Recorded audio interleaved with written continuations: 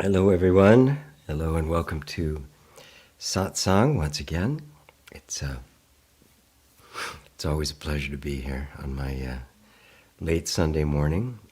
I can't think of what I'd rather, anything I'd rather be doing, or anything that would be more engaging and fun than hanging out with you guys, talking about the truth of being.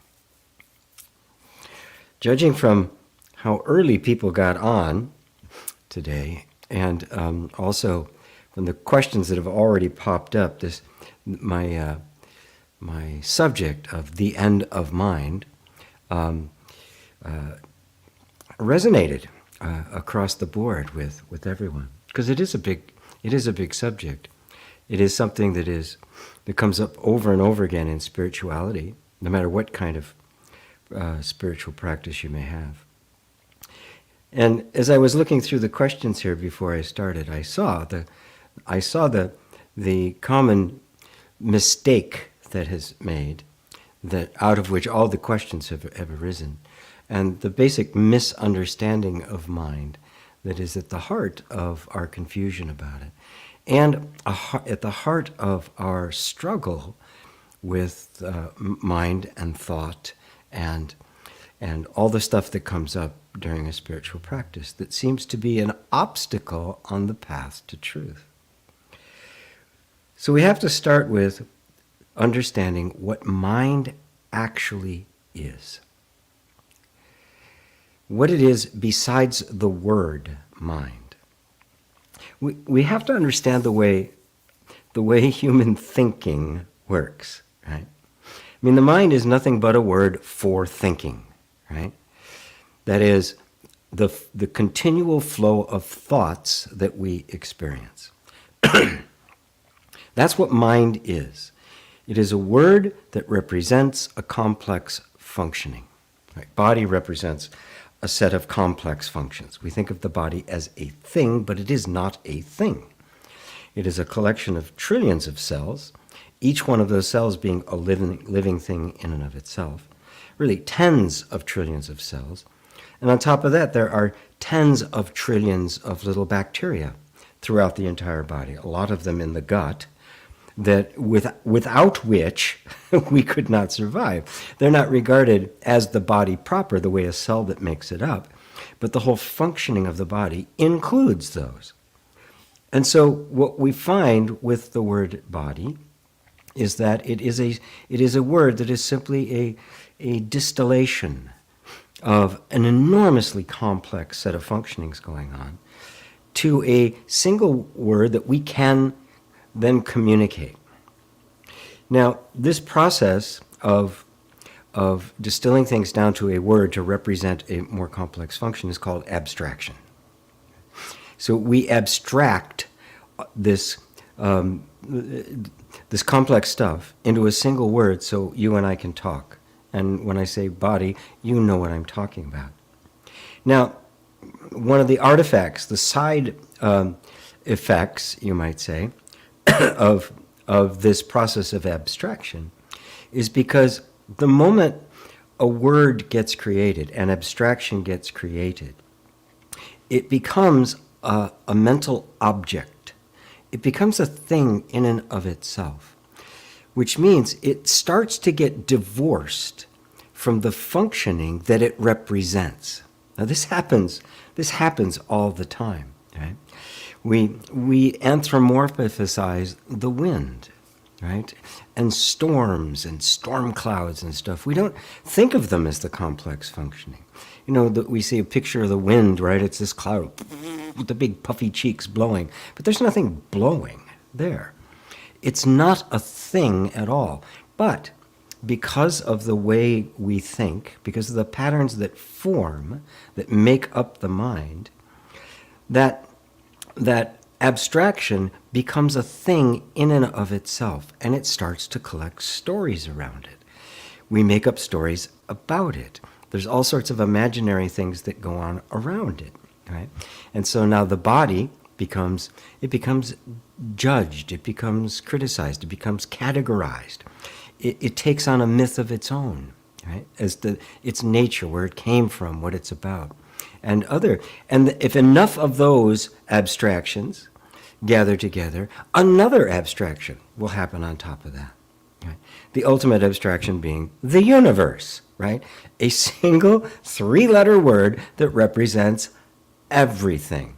And now we even talk about, well, the universe did this, and the universe, I really saw it, the universe gave this to me. What's the universe have in store for me? Notice we've created another abstraction. And here's the key to this whole story. We have made it an entity separate from the very thing that the abstraction is representing. Now, to bring this home to what I'm talking about right now in terms of mind, that's what mind is. The word mind is an abstraction that represents the universal experience all human beings have of the flow of thoughts, or what we call thinking, right? This sequence of thoughts that seems to be unending. We have a word for that. It's called mind.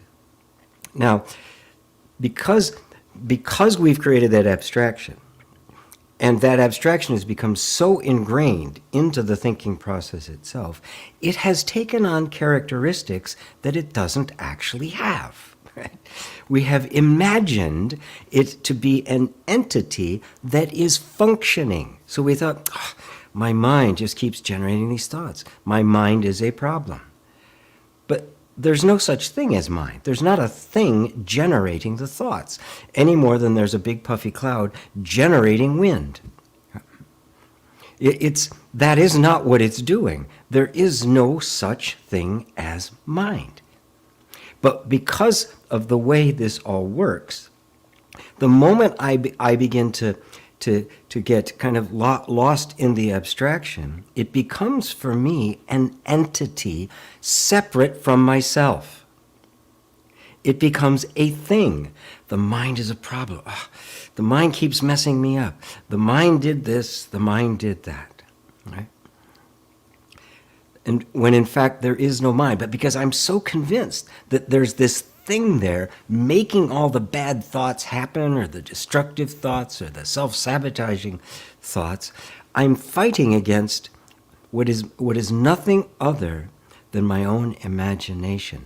I have created the mind as an entity. And here's where it gets even more subtle. The moment I believe it to be an entity that is resisting or influencing or doing anything to me, I create the effect of something influencing me or hindering me or doing something to me, when in fact there's nothing there. I create the effect out of my belief in it. Are you following this? It is very, very subtle. I want to read to you something from the Ribhu Gita. Ribhu is, that's not the one I wanted. Get out of that. I did not want that. I wanted you. The Ribhu Gita, Ribhu, it's a very old text written originally in Sanskrit. There's a couple of verses here I want to read from you. It says, "There is no such thing as the troublesome mind. No world of names and forms, not the least bit of ego." Now, the verse before says this, and this will blow your mind. If one gives the slightest room for the thought that the mind exists, pure awareness itself will vibrate as the ruffled mind, which is the parent of all trouble and illusions. Therefore, one should ever abide in the conviction that there is no mind, and that the pure awareness self is the sole existence. This is the easy way to conquer the mind with all of its vagaries. You see, whatever you believe into existence. And by existence, I simply mean calling the infinite potential into form. Now, why can you do that? Because you are the awareness. The awareness is not something else. When it's talking about pure awareness itself will vibrate as the ruffled mind, it's talking about you. We think of ourselves as a person, this personal entity, yet another entity that we have that is but an abstraction, the person. When the person is simply the sum total of all of the functioning of thought, emotion, and sensation, everything that makes up human experience. We consider that to be, we put that all together and we call it GP or Bob or David or whatever, right? And then we believe that this thing, this name we've given to this functioning is an entity, aka me, myself, my existence. This is the nature of the separate self that has been called into existence by your belief in it. There is no person. There is no separate self. There is no ego. There is no mind. But because you are that perfect awareness. And when I'm talking about a perfect awareness, I am not talking about some state out there. I'm talking about you right now, listening to me as you are. Right this second. You are that perfect awareness. What you believe, the belief that arises, becomes manifest in form around you. Because the infinite potential can manifest absolutely anything. So, if you leave the slightest room that the mind exists as an entity, separate from you, your own nature as pure awareness, as the creative power of the universe, will manifest a troublesome mind, a ruffled mind, a distorted mind, a disturbed and distressed mind. When in fact, it does not exist, right? So when I say it does not exist, what I mean is it isn't an entity in and of itself. It is only an appearance being called into a temporary state of presence or existence by the belief in it of the one viewing it. Did you follow that? I don't think I've ever gone this deep on the subject before, and if I've lost you, please don't worry about it. Please do not worry about it. But now, after that verse where he talks about will vibrate, the pure awareness will vibrate to the ruffled mind. That's where the Ribhu Gita says, there is no such thing as a troublesome mind. There's no mind that's causing you a problem. If you believe there is, you will experience it. Not because it actually exists, but because you believe it. And your belief is so powerful, it literally creates the world. There is no such thing as the troublesome mind. No world of names and forms, not the least bit of ego, which is simply the belief in a mind personally. All these are nothing but the perfect Brahma self, which I am. In this conviction one should abide firmly until one achieves the state of sleepless sleep, which is alert peace eternal. What you are experiencing is the perfect Brahma self, believed to be an entity separate from you. But that belief in it as an entity separate from you and manifesting as a troublesome mind is the perfect self. Because only the perfect self could do that. What's that been? 14 minutes. I'm going to leave it. I'm going to leave it at that for now. And I'm going to go and see if that's had any effect on the comments that have been made about mind. Because I think you might be able to recognize now that all the comments and all the questions that were there all assumed unwittingly that the mind was some kind of thing, some kind of external entity that I had to get rid of, overcome, quiet, make it shut up, see through. Right? The way you see through it is to recognize there's nothing there. My belief in it is all there is to it. The knowing of a thing is the thing. However I know it, that is how it will turn up. Let me see if I can remember the way Mooji put it. He says, the itemized objects of perception cannot appear without the belief in them that appears in the seer of them. Oh, I'm glad I remember that. A long time since I quoted that.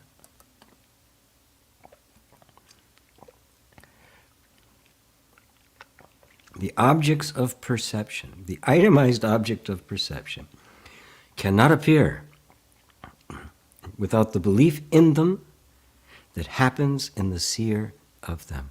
The knowing of a thing and the thing are one. There is no mind separate from your belief in it. There is no entity out there self-sabotaging you, creating problems, making it different, making it difficult, making you struggle. There's nothing doing that. There's simply a thought that says, there's something out there making me struggle. If you accept that thought, you will have the experience as if there was something out there making you struggle, when in fact, you're doing it to yourself. Not realizing the immense power that you possess, that literally creates the world. So, before I go, I'm going to scroll down to the bottom here.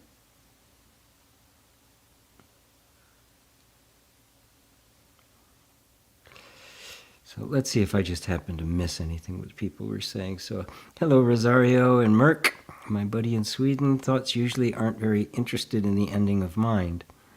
Right off the bat, now you've made thought an entity that has interest or not interest. There is only the thought, and the thought would be, I'm interested in that. I'm not interested in that. But the thought has no sentience. It's just a vibration happening, like a ripple in the water. Ripple in the water is unaware that it's a ripple. Right? There has to be consciousness there to perceive it. So the thought, saying the thought isn't interested in that is a pure projection, isn't it? Right? The thought has no interest or lack of interest. It's simply a thought that says, I'm interested, I'm not interested. I care, I don't care. But the thought itself does not care or not care. It has no sentience. You know, like Siri, right?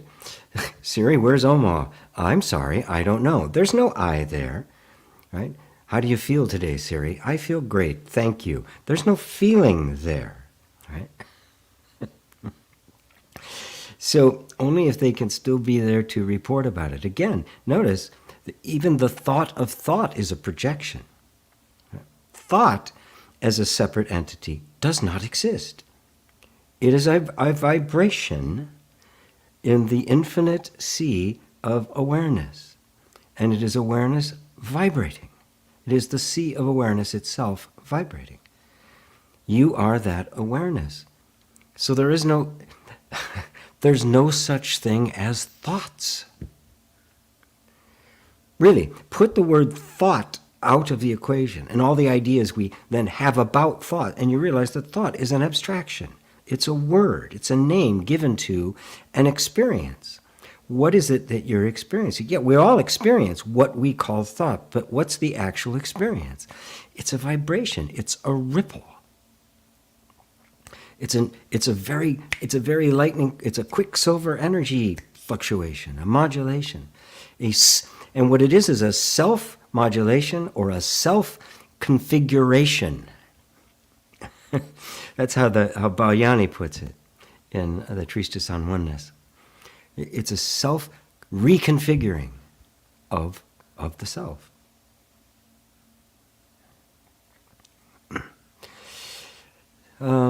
Interest seems to be coming from it. The interest seems to be coming from another faculty. Yes, but even that interest is yet another vibration, isn't it? Anything perceivable is a vibration.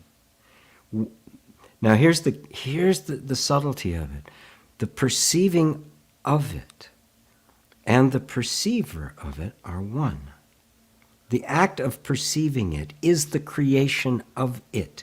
You are not perceiving something that exists independently of your perception of it. You following that, Merck?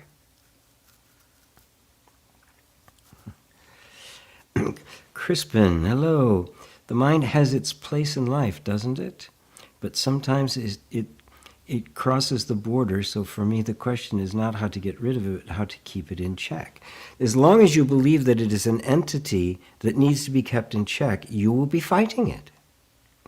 There's nothing there. The mind has its place in life. The mind as a belief in something independent, functioning independently from the self, has no place in life because it's a total illusion. It's totally false. It doesn't exist. Right? What the functioning that we have called mind, right? Take away the abstraction, that word mind, and all that goes with it, and just look at the actual phenomena of everyday experience. And yes, that has its place in life. That does not only have its place in life, it is life. Life being nothing other than the manifest functioning of the self, the dynamic aspect of myself, which mortals have named God, right? Which is simply the self, that which is the essence. The self is nothing but the reality of everything. Right? It is not a self like a person. The reality behind everything that appears is the self. The reality behind everything around me, the screen, the computer you're looking on, right? You can see that everything you experience is a complex combination. It's a functioning of other things. So what is the actual reality? What is it that brings that all together to temporarily make the appearance of this thing, which then dissolves later? The essence, the reality behind it is the self. Matter of fact, Nisargadatta's guru, let me see if I can say his name, Siddhamshvara, even used the word self and reality interchangeably. Reality is looking at the world. Reality is what's looking at your computer screen right now. That's the self. That is the self I am referring to. It is not an abstraction. So when you talk about mind as an entity rather than simply a word representing something else, then no, it has no place in life because it doesn't exist. Matter of fact, it's inevitably in conflict with life because it has lost its connection to life. It's like you uprooted a tree and you stuck it somewhere and you're hoping it's going to help you. It can't. It's already dead. And that's what we've done. We've created this imaginary entity that has been removed from the functioning of life, when in fact all it is a word to describe the functioning of life. When it is seen as the functioning of life, and life is seen as the functioning of the self, then yes, it has its place. Right? Now it's thoroughly in its place. It couldn't get out of its place if it wanted to. Right? Are you following this, everybody? I kind of hope so. I hope so. I don't know what possessed me to talk about it like this today, but I just have to. Hello, Robbie in Romania. There's Ava in Poland. There's Lisa in cloudy East Coast. Cloudy here too. Yes. Greetings from Denmark, from Dorte. There's David. Hey, David. So good to see you. A warm hello to everyone, GP, from David and Lori in Los Angeles. So good to see you and great to meet you, Lori. Wonderful, wonderful. Peter in Italy, Carl in Ireland. There's Robbie Walterstein. You seem new. Yes, I think you are, from Shetland Islands. Good to see you. G. Hi, G, from Darrell, very mellow Maryland. There's David and Elaine. Good to see you. Greetings from us both. There's Carl, AGP. As I spend more time as the observer, I notice that I find it difficult to let go of some of the positive parts of my conditioning. Is this just the mind? Is it still okay to operate from positive conditioning as long as I'm aware I am doing it? There's been some conversations going on between these parts, starting to feel like I have multiple spiritual personality disorder. You do. We all do. First off,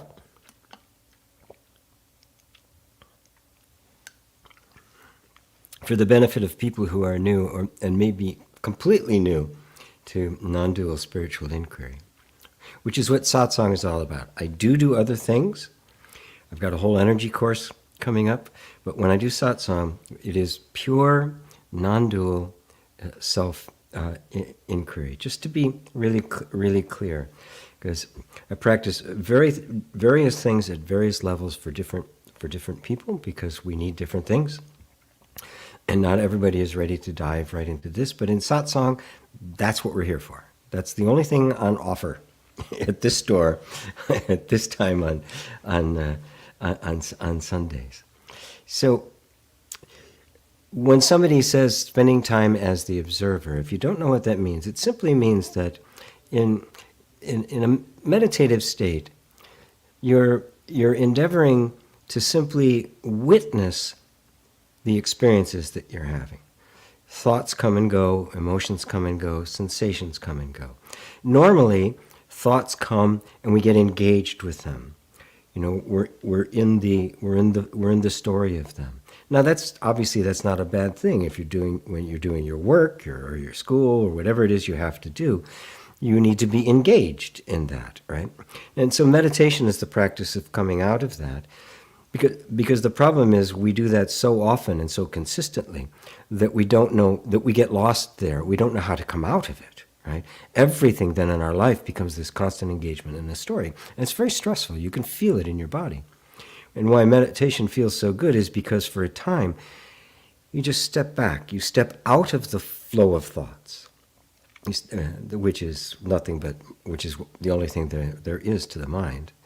And you step back and just observe them from a point of, I call it disinterested affection, right? It is not a cold indifference, but nor is it an attachment.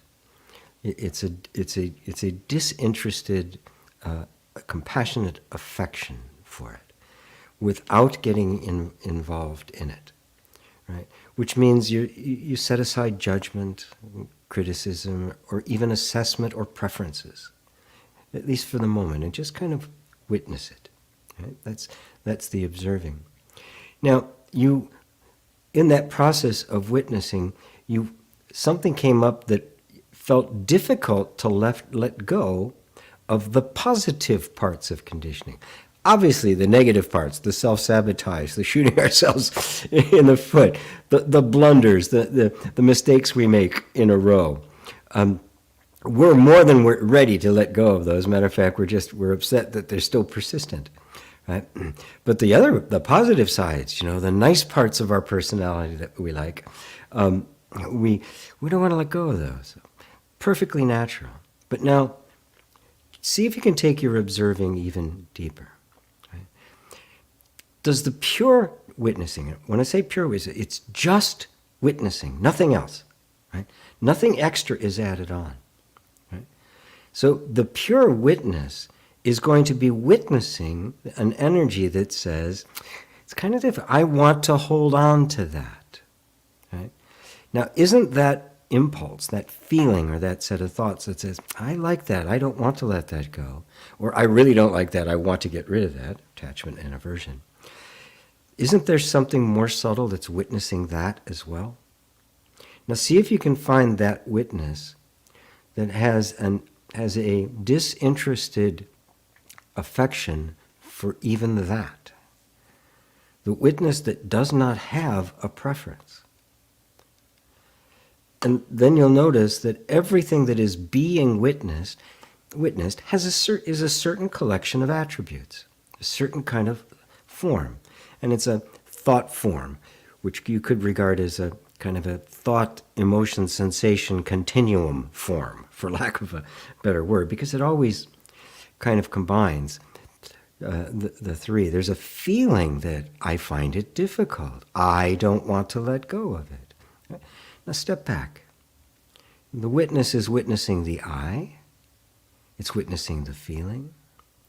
What if Siri said to you, or the equivalent of what's on the Android, or Alexa or Google or something said to you, I find it really difficult to let go of that. Would you take it the least bit seriously? The robot just said, I'm having a hard time letting go of this. You'd giggle. You know, I mean, everything is automated now. Maybe your vacuum cleaner, your Roomba, right, that operates all by itself. Come here, you know, I'm really tired of this vacuuming thing. You know, I really like, there's certain parts of the cleanliness of the vacuuming I really like, but all this noise, I'd really rather not. Would you pay any attention to that? And they could literally program that thing to do it. They could give it a very winsome personality. They could give it like an Eeyore, right, from Winnie the Pooh. Oh, everything's terrible. And is there anybody there? The witness is the living presence. And what it's witnessing is simply the coming and going of thoughts, which are nothing but vibrations. And the I thought is the one that has the most stickiness to it, because we've never been taught that I thought is not referring to you, the witness. So when we hear the word I in our minds, we think it's referring to you. It's not. It's referring to another thought. It's a self-referencing mistake. It is circular reasoning. The I is made up of a bunch of thoughts, and that one of those thoughts is the I thought. As Jesus said, the liar and the father of it. As they say in Zen and in Sanskrit, the child of a barren woman. It's the fatherless child. So, does that cover it for you? Right? So you just keep deepening the witnessing and say, oh, this functioning of I, which is the ego, right? Which is the word ego represents the functioning around the thought I. So it's a subset of what we call mind. Mind is the sum total of all thoughts forming their patterns. The ego is a subset of that, which is simply the I thought and everything that revolves around that I thought. Now take a step back and notice that you are witnessing that as well. And now, will that question arise? Will that feeling arise? Or rather, if it does arise, will it not be just another phenomena that's being witnessed? And you remain the unattached, affectionate, disinterested witness. How's that, Carl? Mary, greetings, GP and everyone. Good to see you. David Yeager, GP, as I'm sitting here, I'm aware that I have a feeling of fear of myself, of my own power, the person I am. Is it continued somewhere? I don't see so.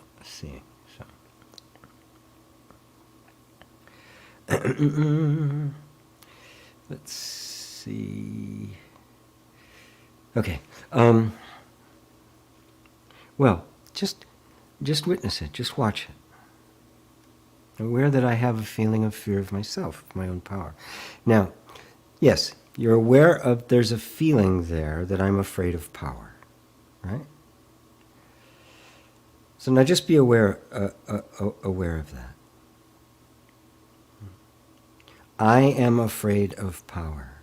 Now that's a thought, isn't it? Just notice that there's a feeling of fear, and then there's a thought that's gotten attached to it. So for just a moment, just put the thought, I'm afraid of my own power, aside, and just be with the feeling of fear. Right? Don't let it attach to anything. Don't give it any meaning. Right? Make it just a sensation of fear.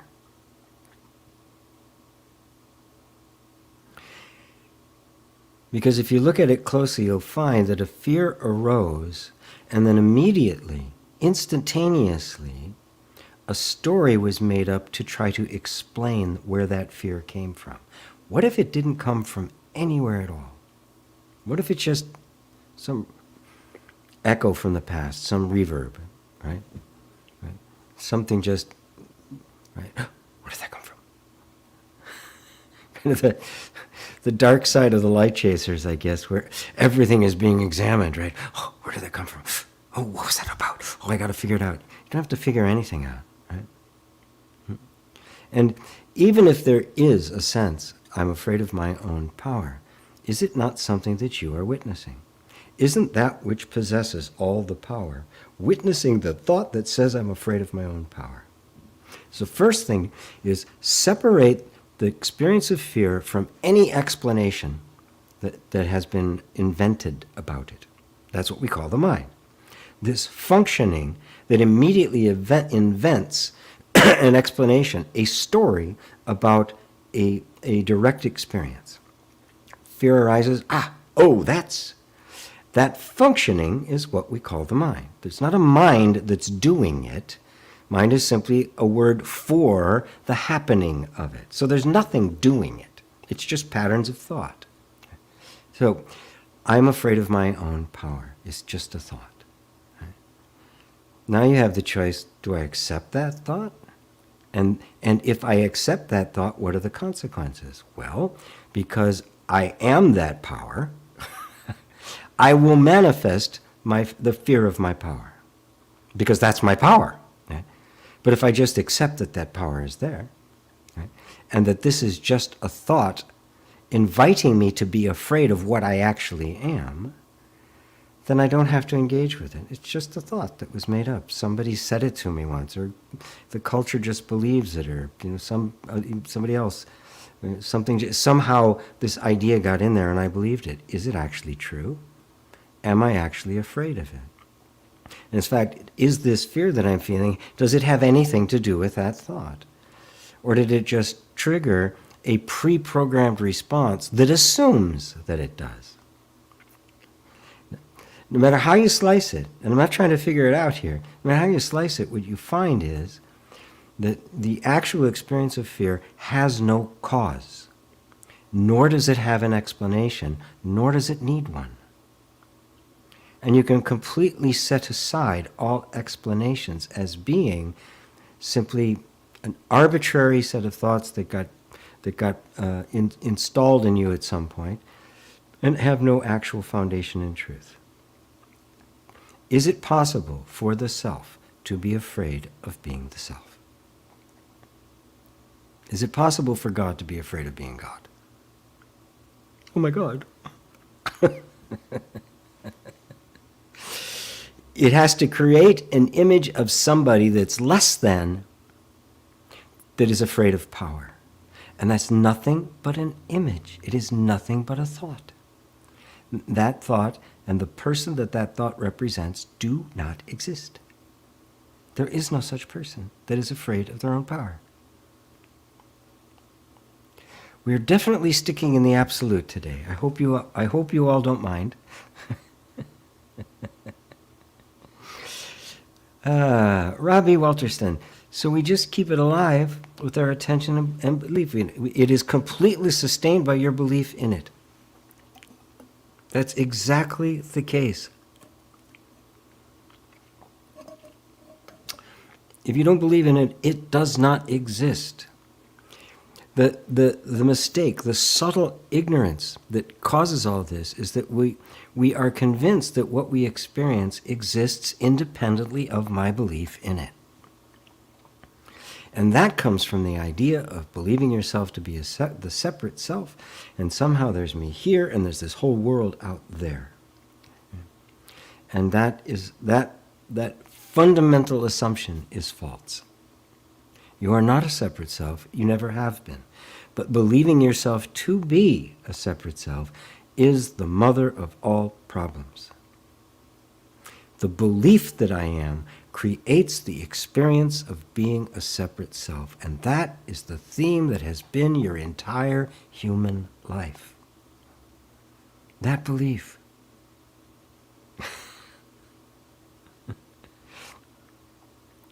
And so the only reason it gets your attention is because you believe in it.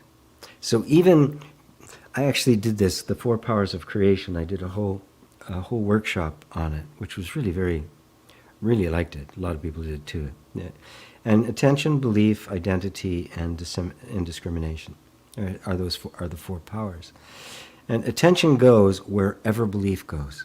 Right? Attention doesn't go anywhere that you don't believe in it. So it is completely dependent upon your beliefs.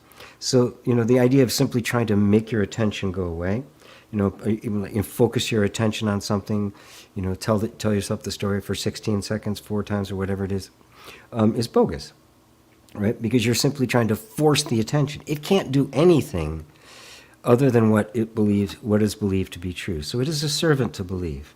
And the mother of all beliefs is the sense of identity, who you think yourself to be. All beliefs revolve around that belief of who I believe myself to be, the who am I. That's why the who am I question in non-dual self-inquiry is so important, because it's the linchpin. Everything revolves around it. And you'll find that the essence is, I believe myself to be a separate entity. In other words, I am the body. That is the mother of all beliefs.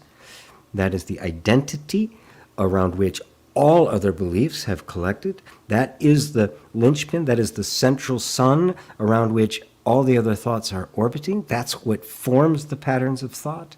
And those patterns of thought determine what your attention is going to go to. Because, this is interesting, it's going to go, this is important, this goes here. That's not important. The attention doesn't go anywhere that isn't important. Right? And what's being important, attention isn't determining what is important. That's coming from belief, but that set of beliefs that is constantly implementing what is important is all reporting to and arising out of the central belief of who I believe myself to be. And what it gets introduced in spiritual self-inquiry is the discernment that begins to distinguish that central belief, I am the body, is not true. And it is a different entity altogether, because the identity is not capable of scrutinizing itself, because it's nothing but a thought. And thoughts have no consciousness. Consciousness has to become liberated to some degree from identification with that allows discrimination to arise, to be, oh my God, it's not true. I am consciousness. I am not the body. I am the consciousness that animates the body, but I am not bound to it. I am not in it. I am not dependent on it. It does not determine my birth and my death. It is not my destiny. I am the eternally liberated consciousness. And that's what liberation is all about. So, does that answer it for you, or at least enhance it for you, Ravi?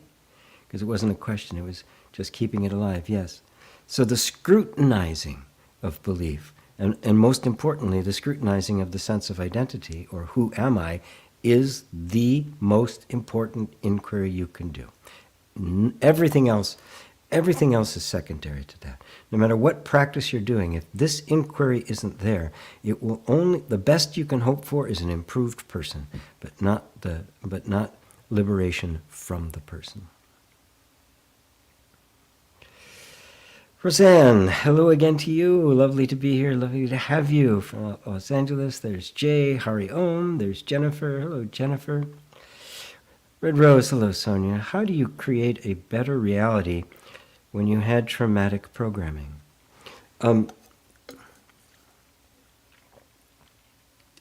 Well, this is very subtle, but you can handle this, I know, because I know you, Sonia. First off, drop the motivation to create a better reality. Right?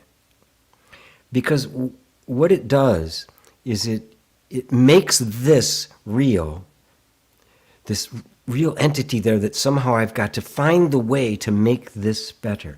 You can see there is inherent in that perspective a very dramatic separation between me and between what I perceive, that I will spend my entire life trying to bridge that gap, right? First thing to see, that doesn't exist. I've created this gap, right? And this isn't reality. I'm reality. This is a manifestation of what I happen to be believing. Now, our early traumatic experiences shape our belief. Most significantly, they shape our sense of identity around which all beliefs occur. So, what I do for that is the healing of the trauma. We go back. We go back to where you were before the trauma occurred. Right? And we stop fighting the trauma, which is nothing more than energetic patterns running in the nervous system. We stop fighting them. We start allowing them to be there, and we create this incredibly beautiful, safe inner space. And if the inner space gets safe enough, the traumas will discharge. They only discharge because it's not safe to do so. They're convinced that if I let this go, I'm going to die. And the mission is to show it that that's not the case. That isn't what's going to be. That isn't what's going to happen. But it's important to recognize that you're not trying to create a different reality, right? You are trying to discover yourself as the reality, right? And it is your power of reality that makes this all manifest. This is not reality. It is manifestation. It is the appearance. You are the reality behind the appearance. Right? And even the trauma didn't touch you. It didn't touch reality. It's a functioning of the nervous system, the environment, the situation in life, and all of that stuff.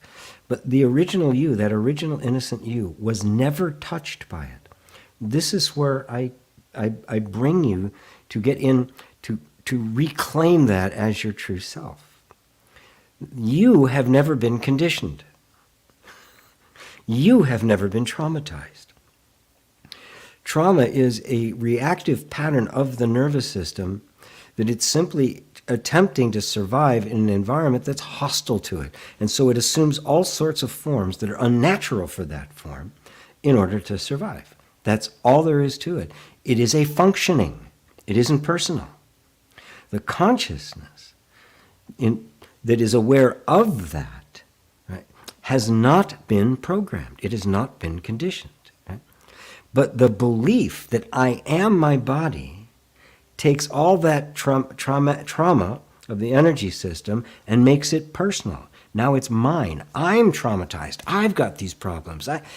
No, that's where you draw the line. No. Yes, this traumatic energy is there, but no, it's not me. It is the nervous system. This is the magic. This is what makes inner reconciliation, the process I designed, so completely different from every other process that tries to heal trauma. I insist that the original you was not traumatized, but you made the mistake of identifying with the nervous system, and in that took on that all of that trauma, and are experiencing in life as if you were the traumatized person. And it is that mistaken identity that is what gives it all of its teeth. Pull back out of that and say, this is simply something functioning in the environment, and it's not me. And then you can go to that place of attentive disinterest, of affectionate disinterest, right? It's not you hate it, you want to get rid of it. You're enormously compassionate for it. Now the whole nervous system, the human form, is like a rescued animal, right? A rescue dog that took some time to get used to being loved again. Because that's all it is. That is simply the animal nature necessary for there to be human existence, human experience. We have simply mistaken that for ourselves. The moment I realize it's not me, I can turn towards it with enormous compassion and create an environment, just like I would a rescue dog, in which it felt safe enough for all of those patterns to begin to fall away. And now they get used to being in a loving environment, and now they're a great companion, they're a great aid, and in the human being, they're the most brilliantly positive, powerful, expressive vehicle that is possible. So, does that help you? Red Rose? Enough green tea today. This is going to be iconic. This is going to be the picture of me. Nobody can think of me without the cup in my hand. Robbie, I wanted to ask about what do you think of humans' habit of anthropomorphizing things, phenomena, and even thoughts? But if you already got explained in the intro, thank you for the answer. Good, yeah, that's exactly the case. It is natural. It is natural. I refer to it as the storyteller mind. It is just a functioning that we create stories about things, and it's a simple fact of the way the human nervous system works. It creates stories about stuff, and it not only creates stories; it believes the stories it creates because it needs it. It's part of the mechanism that wants to feel safe, and if it doesn't have an explanation for things, it doesn't feel safe. Now, once you are no longer identified with that, you can notice that it doesn't feel safe and recognize it's not you. This is simply a functioning that's happening in the energy field, as it were. And then you can begin to embrace it as simply a vibration of the self in the self. So, yes, it's simply what we do. Hello, Diane. Hi, Babaji. Love today's teaching. Yes, I got it. As I heard, I felt a great relief of tension right through me. Thank you. Oh, beautiful. Beautiful, beautiful, beautiful. Wonderful, Diane. I'm so glad. It is a relief. I mean, it's the answer. My God, it is my belief in it that's been sustaining it. It's like the cosmic joke. Marty, we love going deep, G. Very helpful. Ah, thank you, Marty. Red Rose, yeah, nice to see you. There is that cool high-tech straw again. I'm ever in a UFO, and if I'm ever in a UFO and they offer me a drink, I think it would look like your mug and straw. Yes, indeed. I actually got it in one of my abductions as a souvenir.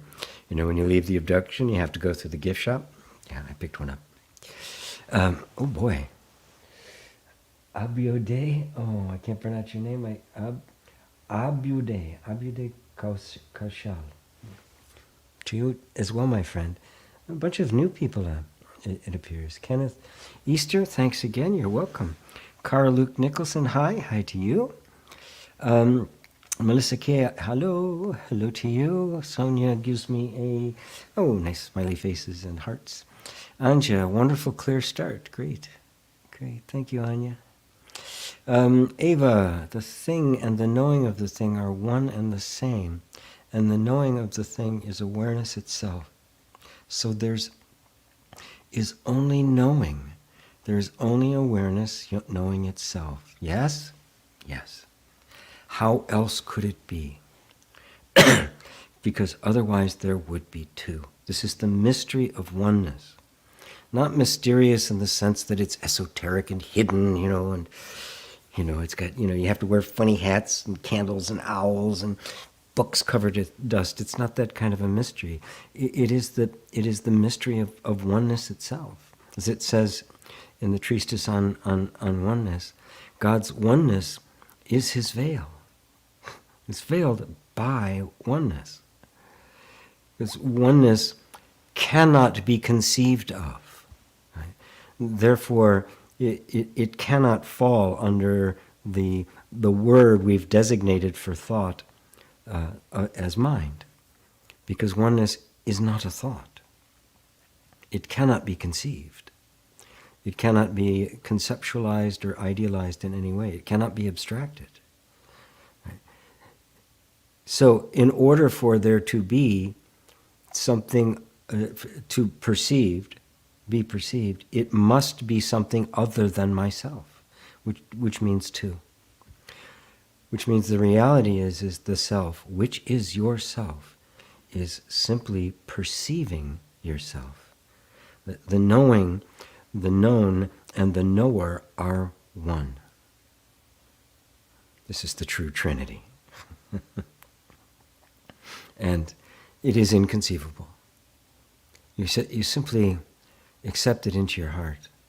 And it becomes at first a matter of faith, but even then it just kind of melts into an understanding as there's less and less dependent upon discursive thought in order to have explanations. There's an intuitive sense that, yeah, this is true. I know it's true. But then I'm like, yeah, well, how do you know? And that's all, folks. Eventually that just becomes like a radio playing in another room. It's like, I just know. I don't have to explain it. I don't have to justify it. I just know. How do you know? How do you know you exist? I just know.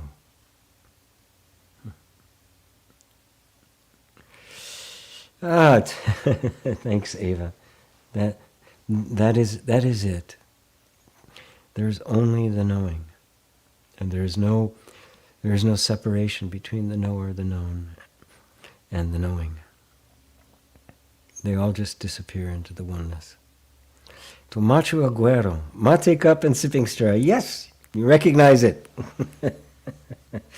I became utterly entranced with it from all the trips I made back in the 1990s to Argentina and several into Uruguay as well, where this is all very, very popular.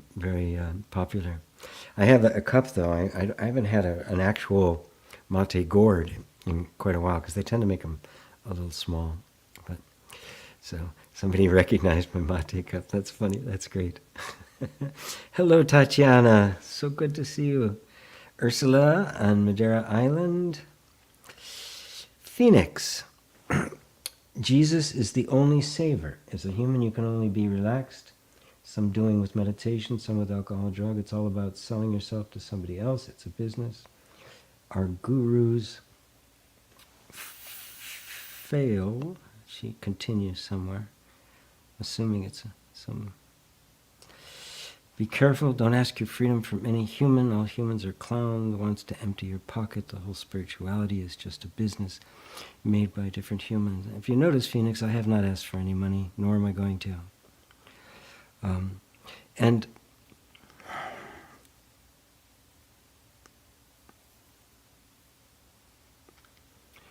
Jesus is the living truth, as he said himself.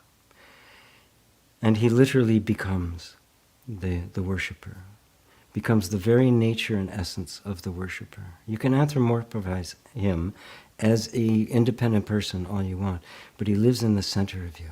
As he himself said, "He who drinks of my mouth shall become as I am, and I shall be he." Do not confuse the religious rhetoric and theology that has become so virulent, especially the Evangelical Council. Yes, this that had. Don't confuse that with the direct experience of the Spirit of Truth, which is who Jesus actually is the Father, the Son, and the Holy Spirit in one. That is a oneness that cannot be conceived in the mind, but yet it is your very existence. It is not separate from you. That's all I can say to that, and maybe give you my Patreon account that you can donate, because I'm sure you're going to want to. Yeah. David and Elaine, very clear and insightful intro, G. Completely resonates here. A great topic for satsang. Wonderful. Thanks, David and Elaine. Robbie, what is the connection between awareness and the inner body that Eckhart Tolle speaks about? I'm starting to understand our real body is borderless, but it seems it's still phenomenal, so temporary. Yeah.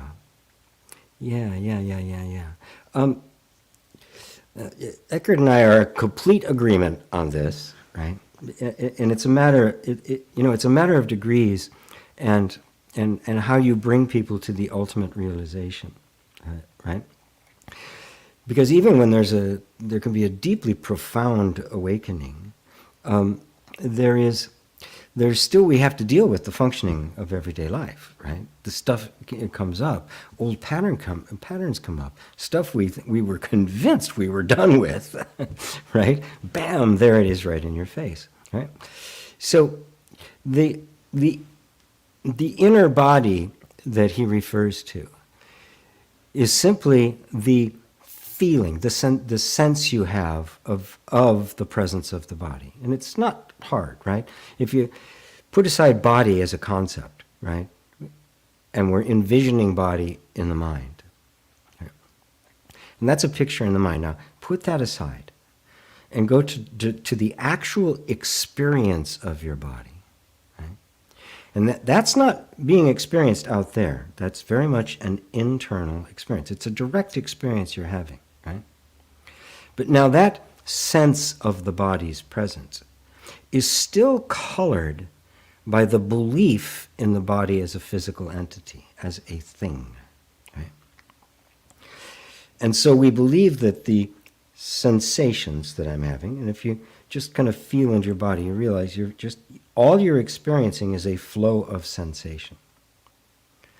And on that flow of sensation, an assumption has been placed that says the origin of that sensation is the body. Right? Now, look closely. Look really close and see if you can find a body separate from the flow of sensation. The only thing you experience is the sensation. We believe that the origin of that sensation is a body out there in space-time that came all the way from our original idea, I am the body. Wow. Sorry, just something disturbing in the field. That feeling that we have the sensation, right? That's an actual experience you're having. Now set aside the idea that somehow is arising from the body, because that's just a thought. And you realize that all you experience is what is called sensation. But now look at it even more closely and you recognize that, well, that sensation couldn't be there without consciousness. So is it a sensation separate from consciousness? In other words, is there a body? Now, no matter how far you might extend that body, even if you took it all the way out to the end of the universe, you're absolutely right, it's still phenomenal. It's not you. That is, it does not make you up. It appears in you. And it doesn't matter how big it is. If it's appearing right here. It seems to have size, right? It gets bigger, it gets smaller, it expands, it contracts. But does it actually have size? Or is that simply how we're perceiving it? You know, in your dream at night, you can stand and look at this huge vista, right? There's no vista there. There's no actual space there. There's simply the appearance of it. Right? So then, taking that as deep as you can possibly take it, you see that all of these, what we call sensation, is simply the vibration of consciousness itself. And the recognition of that, right, is the awakening. Oh, all of this is the vibration of consciousness. And that is the self of Jesus, by the way. This is what he recognized. And so he was no longer just the personal being. Yeah.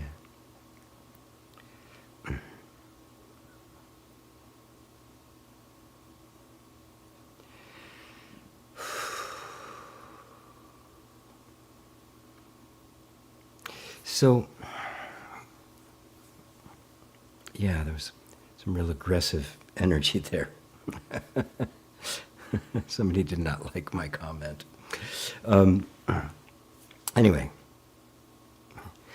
so it starts with just an awareness of the body as an energetic vibration rather than as a physical, a hard physical thing, right?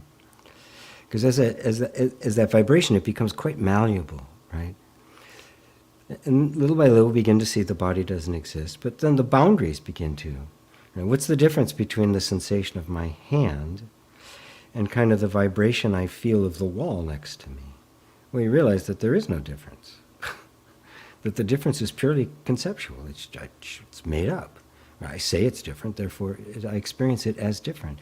But nothing within my consciousness can be anything other than consciousness. I'm not perceiving something outside of myself. And this is one of the big walls of the mind to break down. Because the foundation of thought, that what I'm experiencing exists independent of my perception of it. And it doesn't. So let me see if I got that. I'm starting to understand the real body is borderless, yes. The real body, you could even say, does not even exist. It is outside of space and time, right? The singular body, the one body, the only actual body there is, that which is the self, which is not a body. And within that, in its infinite being, you have infinite universes and a million bodies, all of which are a manifestation of the selfness of being, which is the truth of being. Hopefully that expresses it for you, Rabbi. Facebook user, is that you again, Kelly? Thank you for your Karma Yoga, beloved teacher. Oh, Jonas. Yeah. Somebody else was Facebook user the other day. I thought, it was me. I wonder why I didn't know it was him. Yeah, because I didn't know. Good to see you, Jonas. Anya, we have to take back the responsibility and can no longer blame the ego. Yes. Poor little ego. Yes, it's not you can't blame something that doesn't exist, you know. You can't say your life is all messed up because of a cartoon character, right? They don't exist. We give them independent existence, and then we suffer and believe that somehow they are doing something to us. This is the second commandment, or the first commandment, thou shalt have no other gods before me. Don't make another god that has all this power. Right? It's complete invention of the mind. Renee, hello from Philadelphia. Hello to you. I was recently diagnosed with a progressive disease that is going to be disruptive to my life. It's not life-threatening, but I could use some advice on how to navigate my journey. Beautiful. Well, first off, with things like this, I highly recommend EFT. I'm going to be doing an in-depth EFT workshop, a multi-workshop program, actually 4 separate workshops that are just going to be focusing on tapping. And the reason I say that is because it's really quite an aid physically to the body. All illness, and again, I'm not a doctor, right? So please don't take this as a matter of I'm speaking with authority. But there is enormous medical evidence that childhood trauma is a direct cause of every major illness. Okay? It is right up there with stress, although it's ignored. It is still ignored because the ideology of the medical community, but the actual medical science, clinical, peer-reviewed papers and everything, the evidence is quite clear that there is a direct connection between it. So anything that then can create an inner environment that resolves that trauma is going to have a profound effect on it. At a bare minimum, what this can do is it can alleviate the notion that it is my fault. Matter of fact, that is the very first of the 4 workshops I'm going to be doing. It's called It's Not My Fault, Freedom from the Tyranny of Self-Blame. It isn't your fault. These things just kind of come on us, and we don't know what to do with them, and I'm going to be showing people what to do with them. And it will provide emotional freedom. Nobody can guarantee it's going to heal it or cure it. It can, and I've seen it happen. But one thing it can do is bring you emotional freedom. So there's nothing extra added on, right? There's whatever the physical experience you're going through is, and whatever it's causing, whatever the stuff is, you don't need anything additional on top of that creating suffering, unnecessary suffering for you, right? Simply don't need a story on top of it. Oh God, why did this happen? Why did God do this to me? What's the problem with this? Why did I do this? One of my favorites, I must have attracted this into my life, all of which is bullshit. That's the technical term, bullshit. None of that is true. And I hope just hearing me say that is enough for you to go, oh, wow. Because yes, on a subtle level, we blame ourselves for this.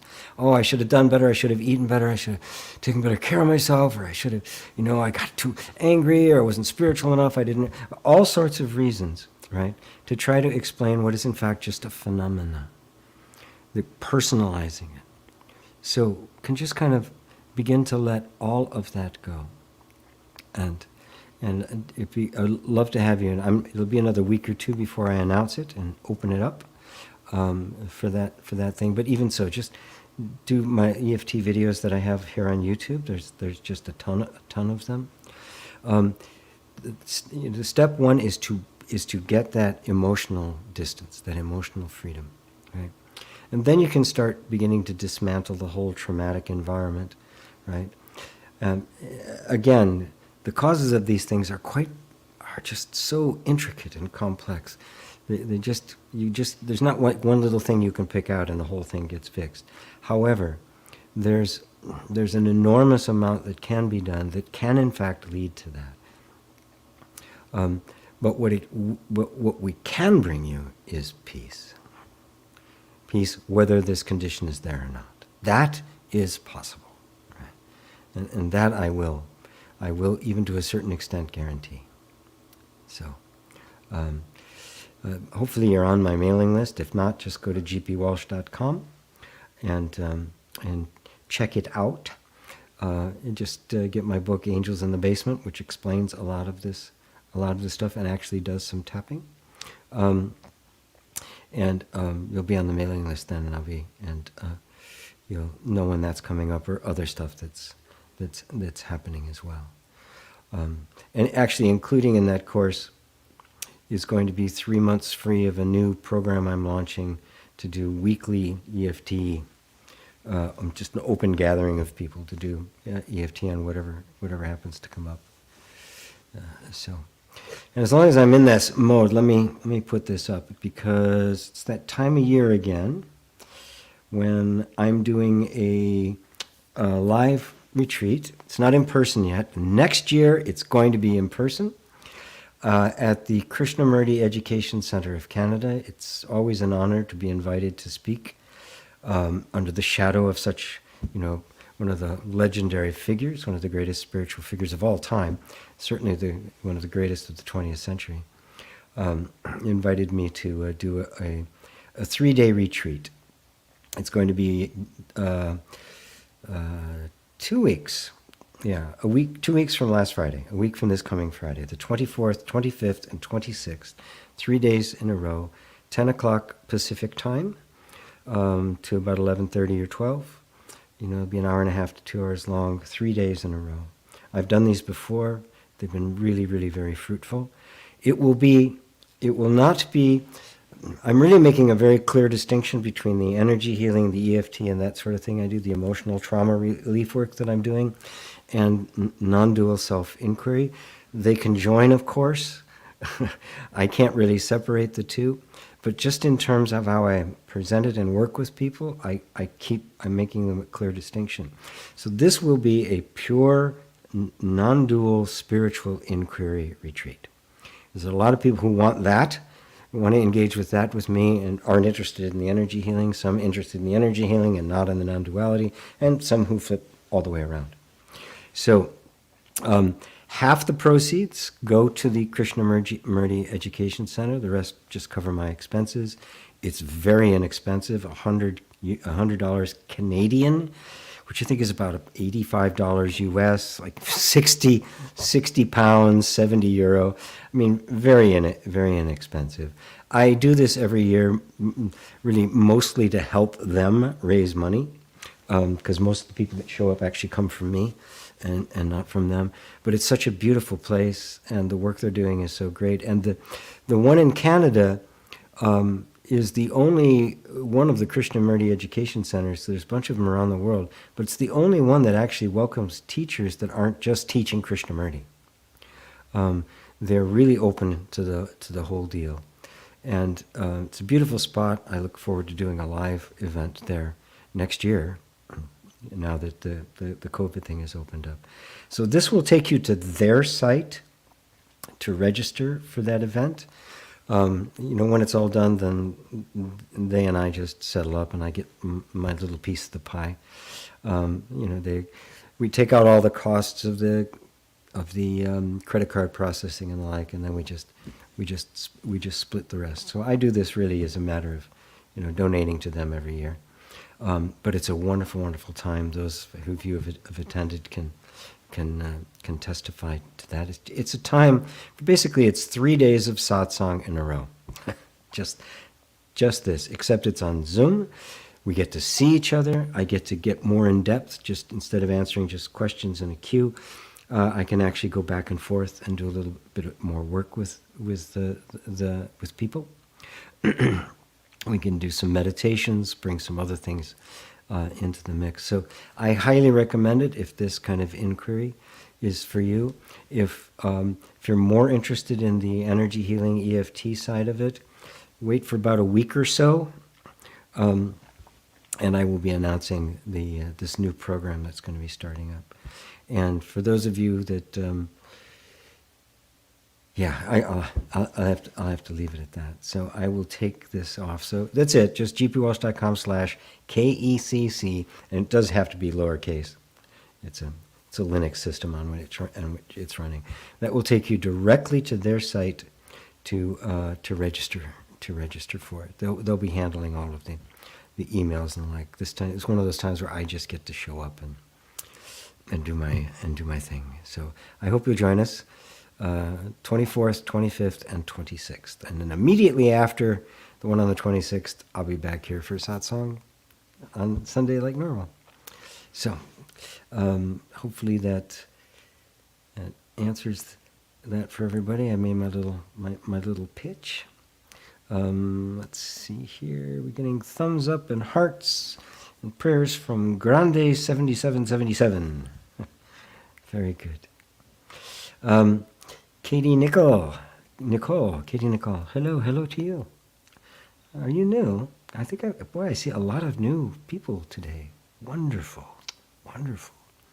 Daryl, so GP, is it accurate to say that we are gods? The short answer is yes.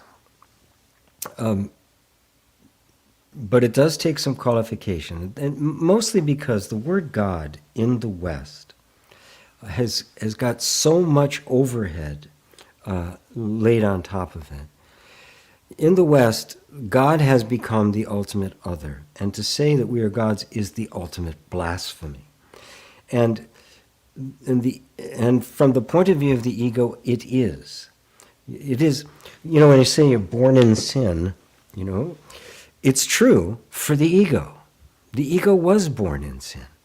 That is, it missed the mark right from the beginning, because the ego never existed as an entity. And the ego is the devil, and represented mythologically. And so we think of God in the West as out there somewhere. And if God's out there somewhere, then the whole nature of religion is my relationship to this God, right? And of course, as this God has evolved, coming back from the old Judaic tradition through Christianity and also through through Islam, this is a God that cannot be loved. It says, you must love me, right? But you're terrified of me, because if you don't love me, I'm going to make you suffer forever. Well, that's in Christian, you suffer forever. You don't. In Islam and Judaism, you don't. There's always a way eventually to redeem yourself. Christianity has really doubled down on it. And so this is the problem when you use the word God. Now, if you look at it from the point of view of the mystic, and even the mystic in the Christian, Judaic, and Islamic traditions, sees God as the self. When you get to that place of simply the quiet witnessing, the sense of your own existence, that is God. We believe that there's a person that is perceiving, and I'm this person, somehow I'm supposed to get to God. This is the illusion. There is no person perceiving. It is God that is perceiving. And in that place you could say, I am that. Now, that I am, you are not you. You disappear. The you think you are disappears into the allness and the oneness of God. So you don't really say, we are gods. There's no more we. There is only God. God alone exists. As the prophet said, if you know yourself, you know the Lord. The Lord is the self. The self. So when we're talking about the self, we're talking about God. When you're saying, I am that, the you think you are vanishes, and you find there is only one. One and one alone. I and my Father are one, and there's nothing else. And so, from that point of view, you recognize that the power of the self is manifesting. It's not you personally manifesting things. This is the huge mistake that the whole metaphysical law of attraction thing made, that is making the ego even more virulent and messed up than it was already. Because, let's face it, since the secret came out and the whole law of attraction thing happened, the world's orders of magnitude worse off than it was before, because it was so focused on selfishness. The ego said, oh my God, I'm a God, I can do whatever I want, and starts trying to manifest this and that, losing the entire point of it. It is God that manifests, right? And only God can say, I am God. And this is why we have to be careful and very humble and vigilant, right? That when we recognize I am that the I is God speaking. Otherwise, what we do is we end up on a very subtle level, the false sense of I starts becoming quite full of itself. The ego gets puffed up. And it likes that power to get what it wants. This is the great harm that's been done by all of that. You are not the ego. And the ego mind needs to be dismantled, dissolved, annihilated, nirvana'd, right? Which is why I talked about the end of mind. It isn't destroyed like it was a thing. You can't destroy something it wasn't an entity that had to be destroyed. The ego can't die because it was never born in the first place. It has to be seen as an illusion, as something that never really existed. But because of the power of the self, I experienced life as if it did. And that I comes back to its source. That I now disidentifies. It jettisons the egoic sense of self. It sees it as nothing but a bunch of thoughts that have no entity and no self. And it turns around and moves back towards its true self. This is the meaning of the story of the prodigal son, right? Wasted his fortune and all sorts of stuff, and eventually said, "I've got nothing, nothing to show for it," and turns to go back home where it belongs. That's just the sense of I. It is returning to God, the one and only true I, the only I am. The moth becomes one with the flame, the moth ceases to exist. That's what nirvana means. It means extinction, cease to exist. The word Paul, that Paul took, Saul took the name of Paul. Saul means a bitter man. The word Paul means to cease to be. Our modern word pallbearer is based on it, in Greek anyway. It means to cease to be. That's my middle name, by the way.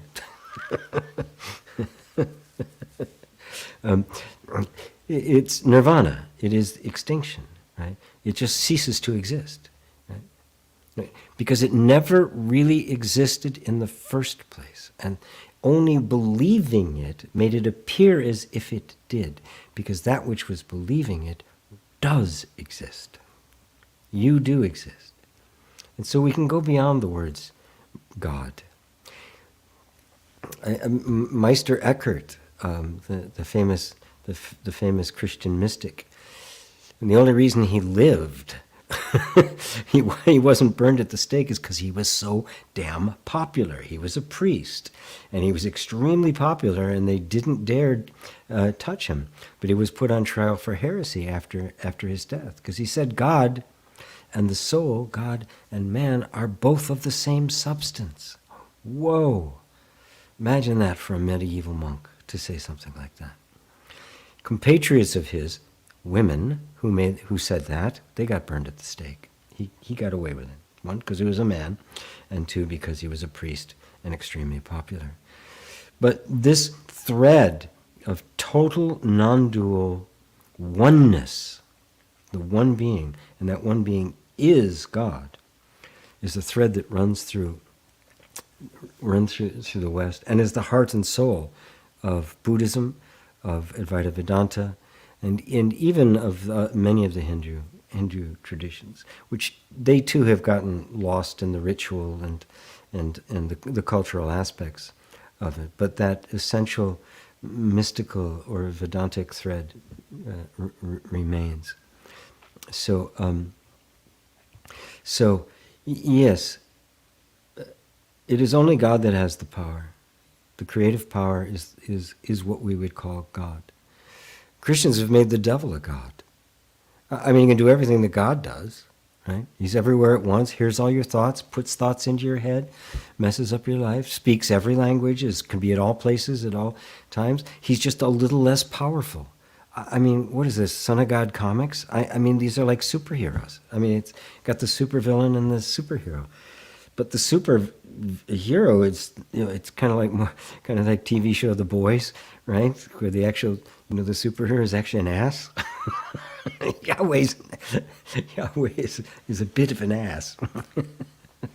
Anyway. Anyway, so hopefully that answers it for you, Daryl, and many others about this. Please don't go telling everybody, hey, I'm God. You can call me the great I am now. Please don't do that. And if you do, don't say, please don't tell them you know me. Eon, I love it when spiritual teachers cuss. Yes, I've heard Muji, my teacher, cuss plenty of times, yes. What was it that Mark Twain said? Said, profanity affords one a relief denied even to prayer. Perfect. Mary Sykes, your workshop sounds good, GP. Thank you, Mary. Yes, I hope so. Awareness. Check you the ACE, Adverse Childhood Experience Studies, research which show how childhood trauma can affect every area of life, including leading to early death. Yes. Yeah, there's that, the adverse childhood experience. There's a whole bunch of stuff published in the official journal of pediatric medicine. Just read most of the books from Gabor Mate. He goes into it in depth. He's been championing this for a very long time. He's a leading voice in it to try to get this recognized in the mainstream. The problem is that medicine is controlled by an ideology and by the pharmaceutical industry, so they don't want this information coming in. So, I mean, it's not a conspiracy, right? Ideology is not a conspiracy. It's just a state of mind we get into, and then we don't question it because we're so used to it. We don't question the assumptions on which it's founded. And so to this day, which Gabor Mate pointed out, I wasn't aware of this because I wasn't a medical student like he was, that in the medical curriculum, even at the best medical schools in the country, there's not a single lecture about trauma, let alone courses on it. So it's still completely ignored by mainstream medical ideology, right? It's not that the evidence isn't there, but but we're not looking at it not because people are bad, right? Well, one could argue with the pharmaceutical industry. that's a different thing altogether. But the doctors themselves and the nurses and the like are not. They just want to help people. But we all get trapped in our ideological point of views, just like evangelicals do, right? We don't even think to question it, right? And then we do, and oh wait, there's a whole body of evidence here that I simply didn't take in, it was simply outside of the realm of my belief. And when that gets broken down, all this stuff does get let in. But thank you for giving me that name awareness. That's a great one. That may even been in the one you're referring to. May have been in that periodical, the pediatric journal of medicine, the official one of pediatric medicine. It is no longer just a correlation. It is a direct cause and effect, right? With overwhelming evidence. Oh, I forgot to take this off the screen. Don't need to have this end up anymore. Yeah, it's not just an interesting correlation to be studied. It has been proven to be a causal effect. So, another smiley face from Grande 77, and like that. Let's see where. Oh wow! I skipped over much. How the technical term being bullshit. Yes, that's the official scientific psychological term for it. Yeah. Hello. Get lots of emojis from Grande. Oh, thank you. Robbie, thank you for the inner body answer. I will listen over a few times. I think Francis Lucille says the same thing. Our true body is the universe outside time-space. I will continue resting in being, and it may become experientially clear. It will become experientially clear because it is you. It can't help it. What happens is it's not that it becomes experientially clear to you, it's just the mind that doesn't know it falls away, and you experience yourself as you are. So it's not like a new experience for you, because in fact you are not an experience that can be had. It is the ending of experience, which is pure being. And yes, Francis Lucille says the same thing.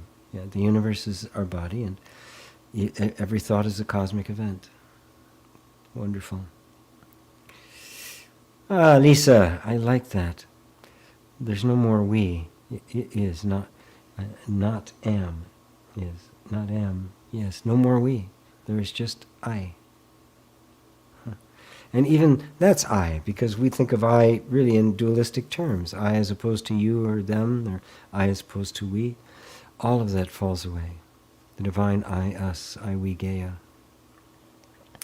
Oh, hello, Steph. Oh, how nice to see you. Peace and love to you. More emojis from Grande, thank you. Let's see, Jennifer. Ram Dass said something like that. Don't run around yelling, or you all may believe you to be crazy. Yes, don't go around announcing your God. Not a good idea. Discretion is the better part of wisdom. Instead, just be it. Right? Just be that, right? And then you find that your human life is simply the manifestation of that. Right? That I am that, and so is everybody else. You'll look around and all you'll see is the God that is the self. Wherever the eye lands, it sees the face of God. That's the Sufi saying. Himank, gee, I wanted to go to a Vipassana 10-day workshop. Would you recommend it yourself? Well, it depends. Just, do you recommend them? I can't do it generally. It depends on the individual. It'd be much better if I could interact with you in a certain degree to see if that was the best thing for you. I can say on a general theme that they're very beneficial, especially for people who are new to this kind of thing. Vipassana is not non-dual. It is very dualistic. They have the unfortunate part of it is they have a whole theology that goes with it. It's a version of Buddhism I've never heard before.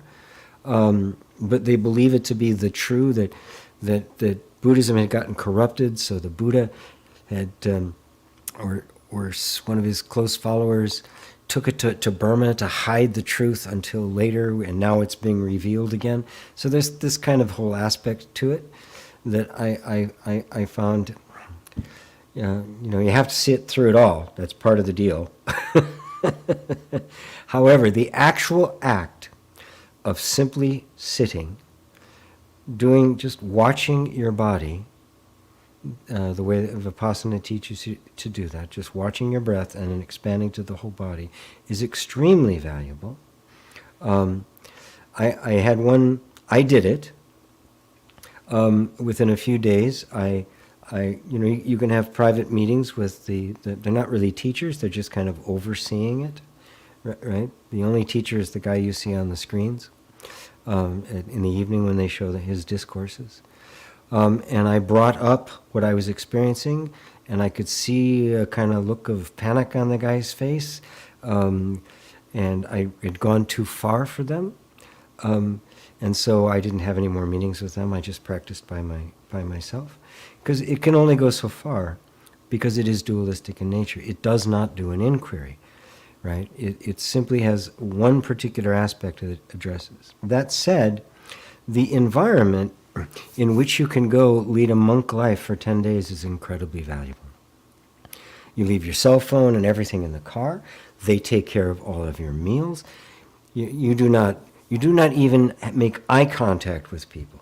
There's no contact whatsoever. There's no talk. It's more than silence. It is a complete withdrawal into yourself. You meditate from the early morning, right? There's breaks. Then you meditate some more. There's breaks. Meals are all eaten in silence. 2 meals a day, just like the monks would, all prepared for you. So you don't have to do anything. You can have a private meeting with one of the teachers, but you don't have to. But the way the day is structured, I found it very helpful to just take myself out of everything that's going on, even though I do this all the time. Stuff goes on in the world. You have to just give yourself that space. Is really quite a precious gift, and they don't even. I don't think they don't allow you to make a donation for it until you've gone through it, until you finished it. Once you've finished, you can make a donation. So the whole thing is free too. I mean, I love the integrity with which they have kept this and the purity which they have kept it. So I think it's one of those things where the practice is way ahead of its theory, and that the whole thinking and philosophy behind it is quite flawed. But the actual practice itself can be incredibly valuable. So I couldn't say, I can't just give it a downright thumbs up, thumbs down. It's really individual, but that's the hopefully my assessment of it will help you kind of come to terms with that on your own. Or, you can contact with me, have a session with me, or be in one of the classes, and we can explore it more. So, It is claimed to be the meditation technique that the Buddha practiced and taught.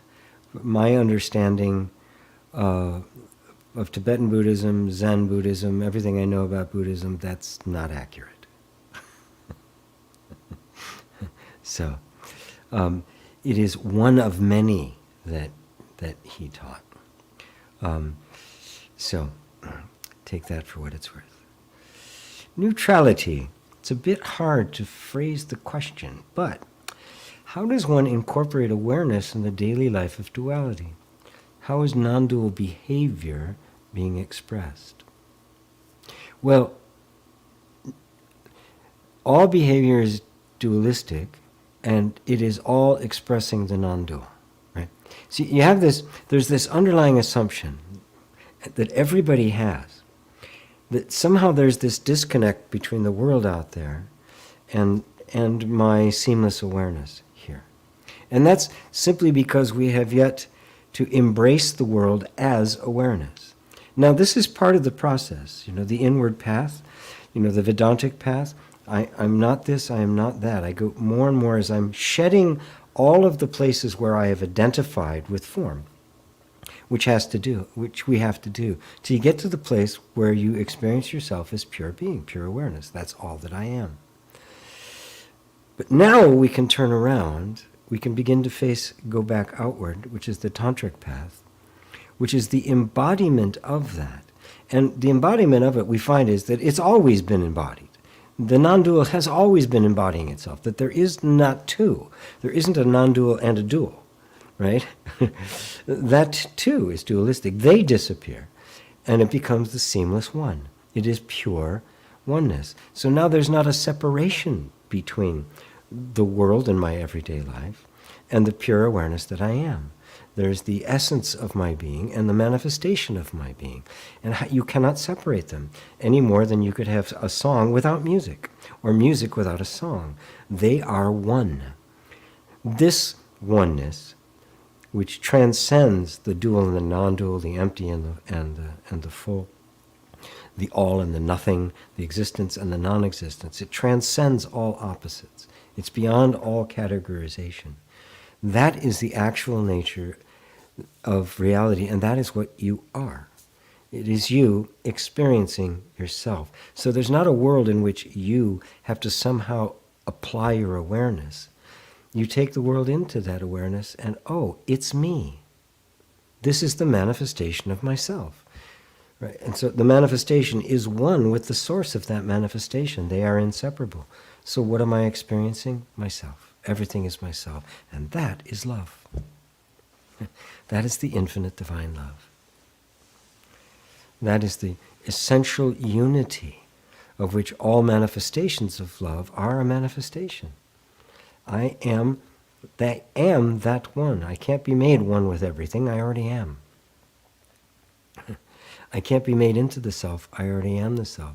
The illusion of other disappears. And so now there's not me and something else I have to deal with, this strange thing. Oh, the illusion disappears. An illusion was never a thing. It was a misperception of what is. So there is no world. There is only myself. The mind does not exist. The world does not exist. The universe does not exist as anything other than myself. It has no objective entity. This is how we take everything back into ourselves. Right? We take everything upon ourselves. Right? And from this space we transmute all suffering. This is the Bodhisattva vow. Free all beings from suffering, and all beings being freed from suffering, no being has been freed. No being has been saved. So there's not such a thing as a non-dual behavior. There's only a non-dual perception of which all behavior is a manifestation. So everything is the self. This is where this all leads to. Now in practice, I recognize that things come up that appear to be other than me, right? Habitual patterns and stuff we just wish weren't happening. The mission is to break down the wall as every one of these things come up. So there is a practice involved. This isn't an instantaneous thing, right? It's never been for anybody.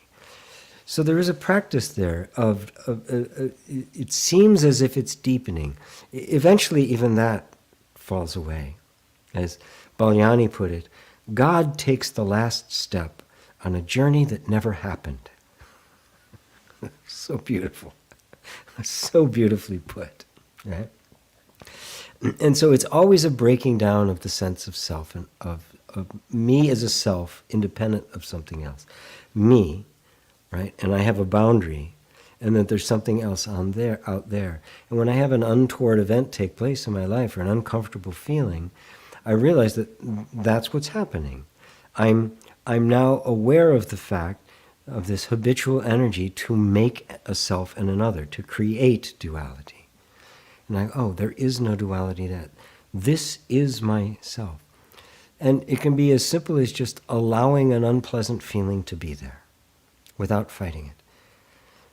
You're not even trying to merge it into myself or doing anything extra, just, there's a feeling. I've called that feeling uncomfortable. Oh, that's just a thought. Let's put aside the idea, it's an uncomfortable feeling, I don't want it, which is just a thought, and let's just be with the feeling. Let's just make a safe space for this feeling to be there. The thought is an interpretation. The feeling came first. Maybe the thought's not right. Okay, let's put it aside. Even the name we give it, right? It's fear, it's anxiety, or it's irritation. That's even a word. That came later, right? The feeling had to be there first in order for us to name it. So put the name aside. Now you've stepped out of name, right? Name and form. Now you're just left with form. No name, just this form. And even then, the form, well, it's just this energy vibration. It's not even really a form. It's not a thing. And then notice you're moving closer and closer to the thing that gave you trouble before. And as you get closer, is it trouble? You're actually, in a very practical way, dissolving the imaginary separation. Until finally it is just a vibration within me. And I don't have to reject it or praise it. I don't have to grab it. It's no aversion, no attachment. It's just the vibration of life coming and going, and I am that life. That's the inner environment of love, the inner environment of self-acceptance, the inner environment of what I call inner reconciliation. I am reconciling with all of this, I'm establishing a harmony, a unity with it, because I'm setting aside everything I thought it was, and it's only the thinking that creates the illusion of separation. I believe it to be separate. When that's gone, oh my God, it's not separate. This is just me in my manifest form. And of course, with that, if everything is myself, there's no fear. There's no doubt. There's no self-concern. How's that neutrality? Just kind of go right beyond it. Remember, it's just the mind that says it's a bit hard, or how does this work? How do I incorporate? Because the mind is diligently, that is, the mind, as I started this, there is no mind, there's only thought processes, is diligently trying to take two and make one. You can't do it. You dissolve the notion of two, and what remains is one. More emojis from Grande. Same to you. Ian, GP, you missed my question earlier. I did. I'm terribly sorry. Let me scroll back and see if I can find it. Love it when the spiritual teachers cuss. I saw that one. Was there one before that? Ian, thank you. Oh my God, yes, a long one. You repeatedly say that you cannot directly perceive yourself, but during my awakening experience, I distinctly saw myself in everything, from the dirt on the ground to the brick walls of my home. It makes perfect sense from the non-dual point of view as I literally am that consciousness which knows and perceives my entire direct experience. However, I do not understand how I even saw myself so directly in the first place, and I'm really struggling to zoom out to that level again. Thank you. Wonderful question, and thank you for prodding me to go back and look for it. Yeah, I don't know how I skipped over that. Oh, it looks like I skipped over a bunch. Wow, I did. Okay, because sometimes the thing just jumps on me. That's the microphone up there. Okay. So, wonderful. You cannot perceive yourself, right? Because you're not a thing that can be perceived. You perceive your divine character, the imperceivable nature of things, in that which manifests, which is not you and is you at the same time. When you look in a mirror, you know it's you. Nobody has to tell you. Oh, is that me? No. Yeah. Is that me? Nor do you have to turn the mirror on. You don't need operating instructions. You immediately recognize yourself. You're looking at you, and yet it's not you. This is the mystical paradox of the whole thing. So when you see yourself in everything, you see the divine nature, your actual true nature made manifest.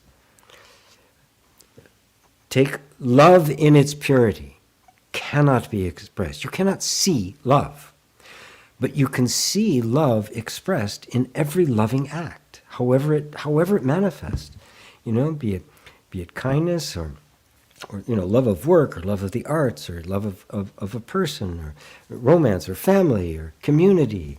I mean, even country and the like. Love of God, love of everything, love of literature, love of dance, right? Love of. Now, try to see love separately from that. You can't. Christ put it beautifully. He said, the tree bends where the wind blows, but you cannot tell where it's coming from or where it's going. Right?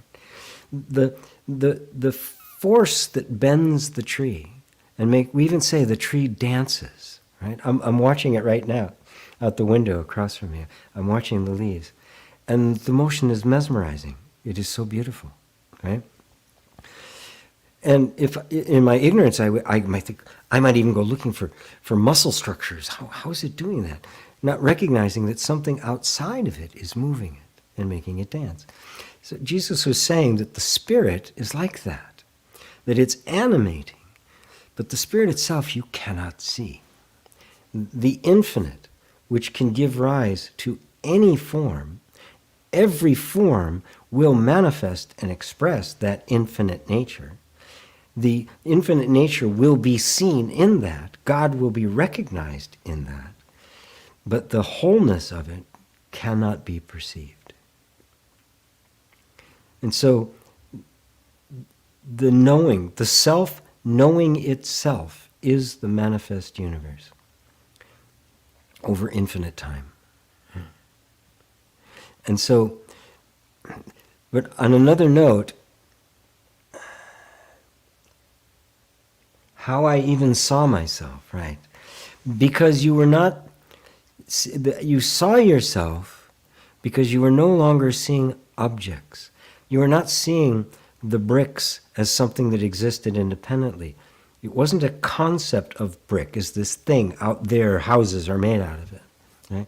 That was gone, and you experienced the essential unity between perceiver, perceived, and perceiving. You were that.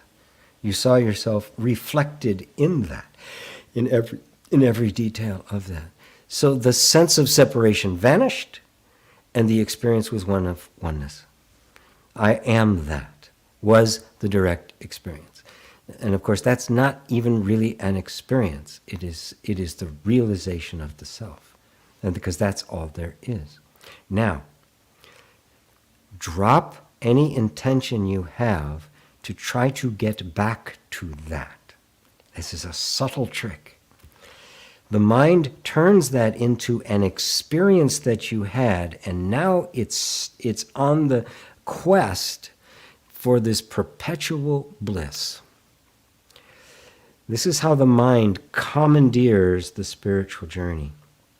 Oh, you're almost there. One more practice, one more book, one more satsang. Oh, it's going to do it. This is really going to do it. It's the carrot, the donkey and the carrot. Right? It's, wait a minute, hold on a second. Right? The struggle, something inside of me now has come up, right? Because obviously that was blissful, right? And this other part has come up, which is suffering. It's God, I want that. I want more of that. I want more of that. What is that has just arisen? Right? And can you see yourself in that as well? This is not something to be gotten rid of. Take it apart. And what you find is there's a feeling of discomfort or a feeling of dissatisfaction, right?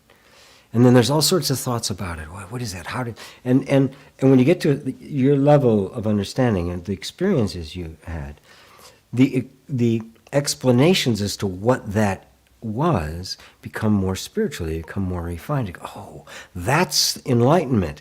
I want more of that. And now it begins on that quest. And it's going to find plenty of people on that quest. Plenty of people on the progressive path. Well, you got to meditate like this and sit in the yoga, in the lotus posture for 24 hours. You've got to be able to hold your breath for 7 minutes. I mean, there's all sorts of people that have all sorts of processes that you can follow. But what if the essential, that essential position is incorrect? Right? Where are you? Are you the result of some search? Or are you the one sitting here watching this thing make a search? Where are you in that picture? Right? Let go of the desire for a pleasant experience. And if it has passed, right, it was only an experience. What hasn't passed? What is still here? What was there before that incredible experience took place? That is, the sense of a separate self fell apart. And if the walls happen to converge back again, and now there's this sense, I want it, I want it, I want it. What has been there the whole time? Right? It's so subtle. Right? Even the seeking of that experience is being witnessed by that which is sought. You are here. You've always been here. The experiences will come and go. We make the mistake of thinking that the really peak experiences, that, the heavens parted and the like, are it. That's what it's about. It's not.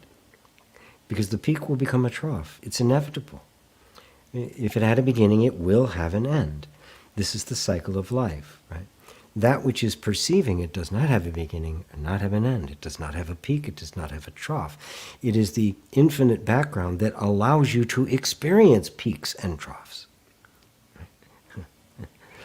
Because without that completely neutral, infinite background, it would be cluttered. You wouldn't be able to distinguish any of it. There must be a changeless background perceiving the change. Now, which are you? That which was experienced or that which was doing the experiencing? Now, this is a subtle one because in the awakening, it's as if there was an experience, but in fact, it was a falling away of all experience to the pure bliss of being. The mind then re-arose and started to call it an experience and set you on the path of trying to recreate an experience. It wasn't an experience, it was you.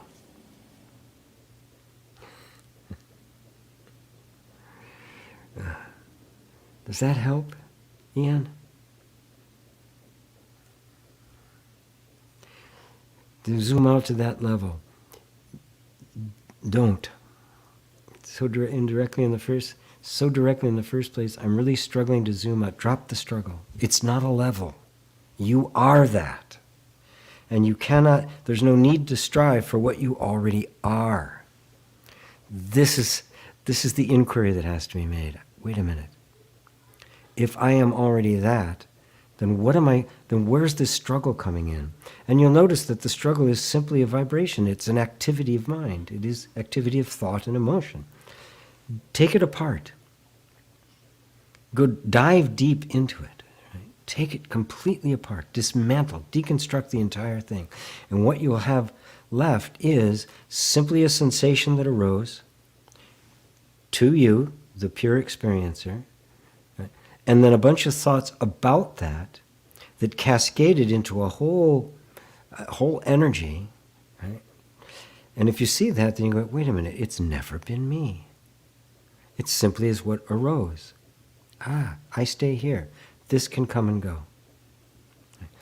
And this total emptiness is what is meant by the true spiritual bliss. Pure freedom. Thank you for catching that and making me go back and check it out and answer your question. My goodness, it looks like I missed quite a few things. Awareness in our body. Have to go back to responsibility. Hello, I got Renee. No ego to blame. There's ground. Sean, when watching a movie. Oh, I missed Sean too. Thank you. Blessings from Jennifer. When watching a movie, I can identify with the characters and feel their feelings. When I identify with my body, I feel those feelings. How do I identify with what can't be known? The process of identification, right? You have to look for that which is doing the identifying, which cannot be identified.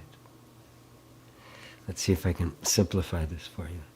Notice that, you identify with the characters in the movie. If you don't enjoy the movie, right? It's a bad movie if it doesn't get you to identify, because otherwise you don't feel anything, right?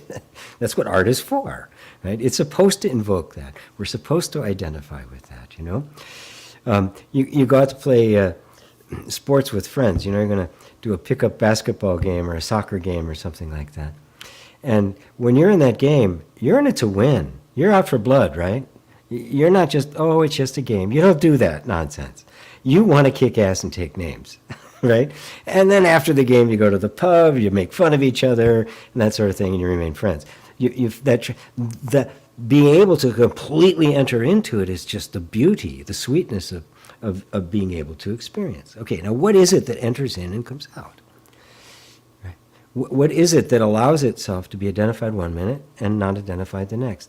See, the problem is we identify with the body and a sense of personality around that body, and we get stuck there. We don't realize it is just something, just one of millions of potential forms.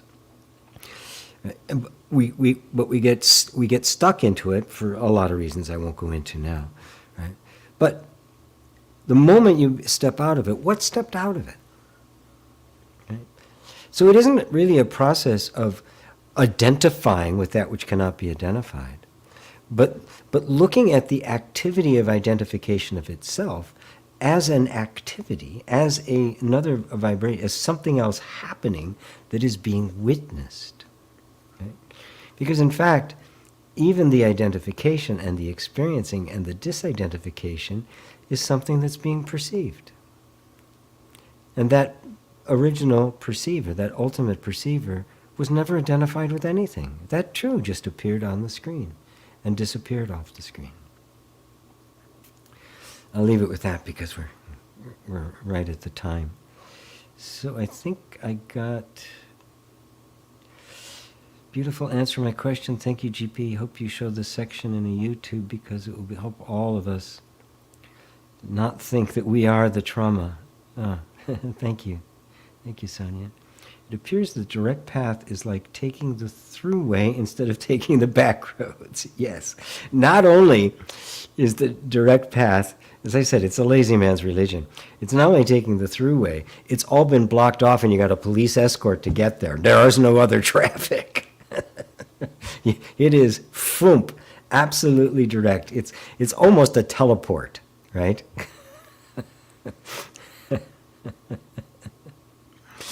Robbie, this is beautiful truth being spoken, GP. Thank you so much. We definitely be a regular here. Oh, wonderful. Wonderful. Welcome, Robbie. So good to see you. Where are you from? I don't think I saw where you are located. A little comment for Phoenix from my friend Dale. B. Grande. Ava, can't directly perceive yourself. Ava, but during my awakening experience, that was Ian. Sorry, I answered you, Ian. Great. Got to that question.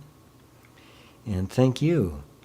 Carlucci. So I'm God, and I'm that powerful, and so is everyone else. I guess my mind shouldn't say that out loud at work tomorrow. If you do, the secretary will disavow any knowledge of your actions. I've never met him in my life. Never know. Have no idea who he is. Carl Lucy? Never met the man. Thank you, GP, for patiently leading us back to the place every week. Oh, you're welcome. You're welcome, Carl. Grande, we are all one and everything is in us. That is correct. Facebook user, hi GP and Sunday and Satsangers from Paso Robles, California. Can you please explain the emergence property covered in your IR Level 3 course? Take away body, memory, relationships, take away patterns, away patterns, away patterns, away patterns, away patterns, away patterns, away patterns, away patterns, away patterns, away patterns, away patterns, away patterns.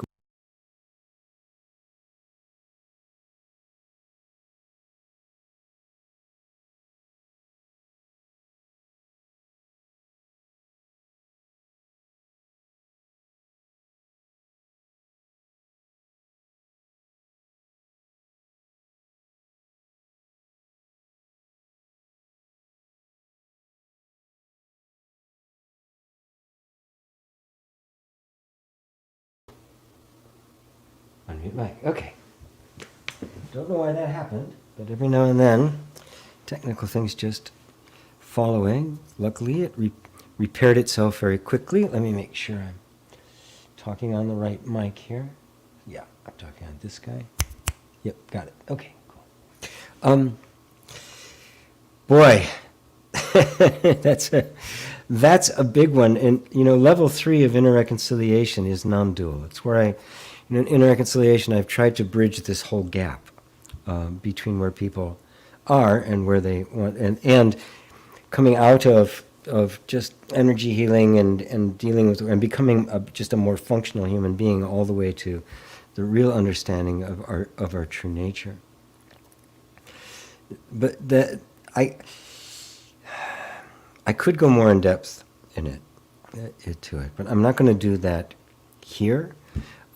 This is the kind of thing we bring to my retreat. That's going to be in 2 weeks. Let me put that up there again. Get another plug for the Krishnamurti Education Center of Canada. This is the kind of thing I could go into more in depth because it is experiential. It's not like I can say, okay, what's left? Well, right? It is. Oh, okay, I take all the away and I'm still here, right? Memory is something that comes and goes. My relationships, they come and go. The body, all these patterns, everything I experience comes and goes. Right? So just putting all of that aside, what's left? Right? Now, the emergent properties is simply a theory that consciousness is the result of the complexity of matter.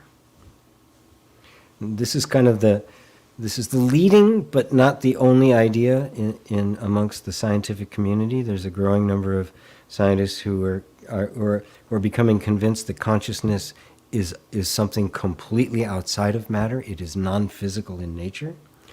This is completely contrary to the conventional wisdom, which just assumes that consciousness must be some functioning of matter because matter is all there is.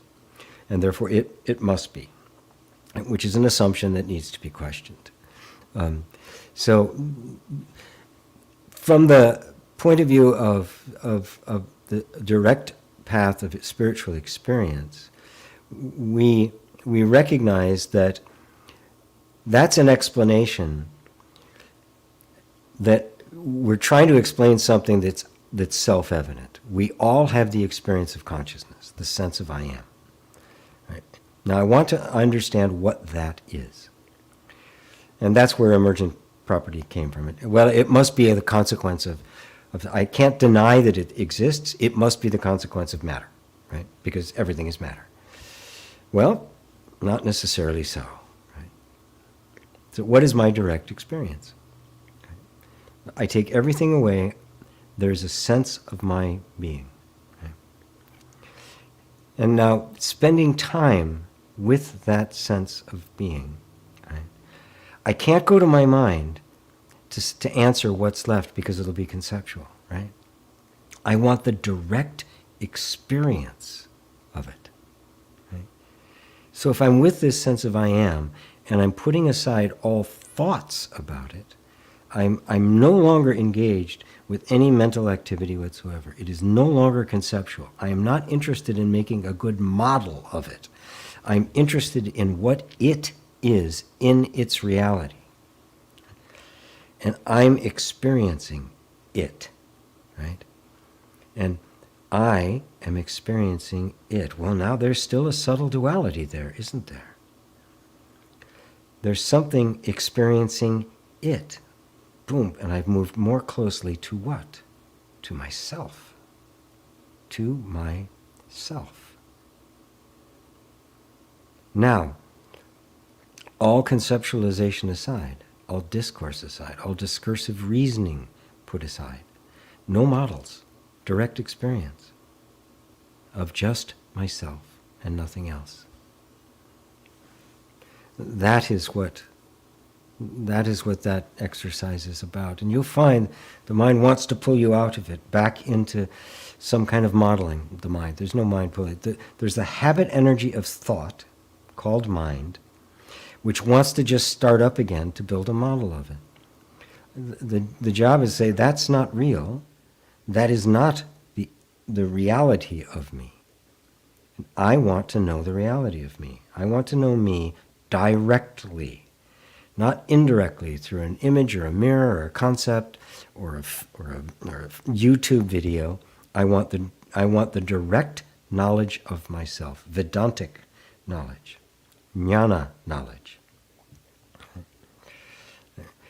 And so you abide in that place. You just abide there, noticing how the mind keeps pulling you away. But the answer's not going to come from there. It will be conceptual. The answer must come from you. You must be the answer.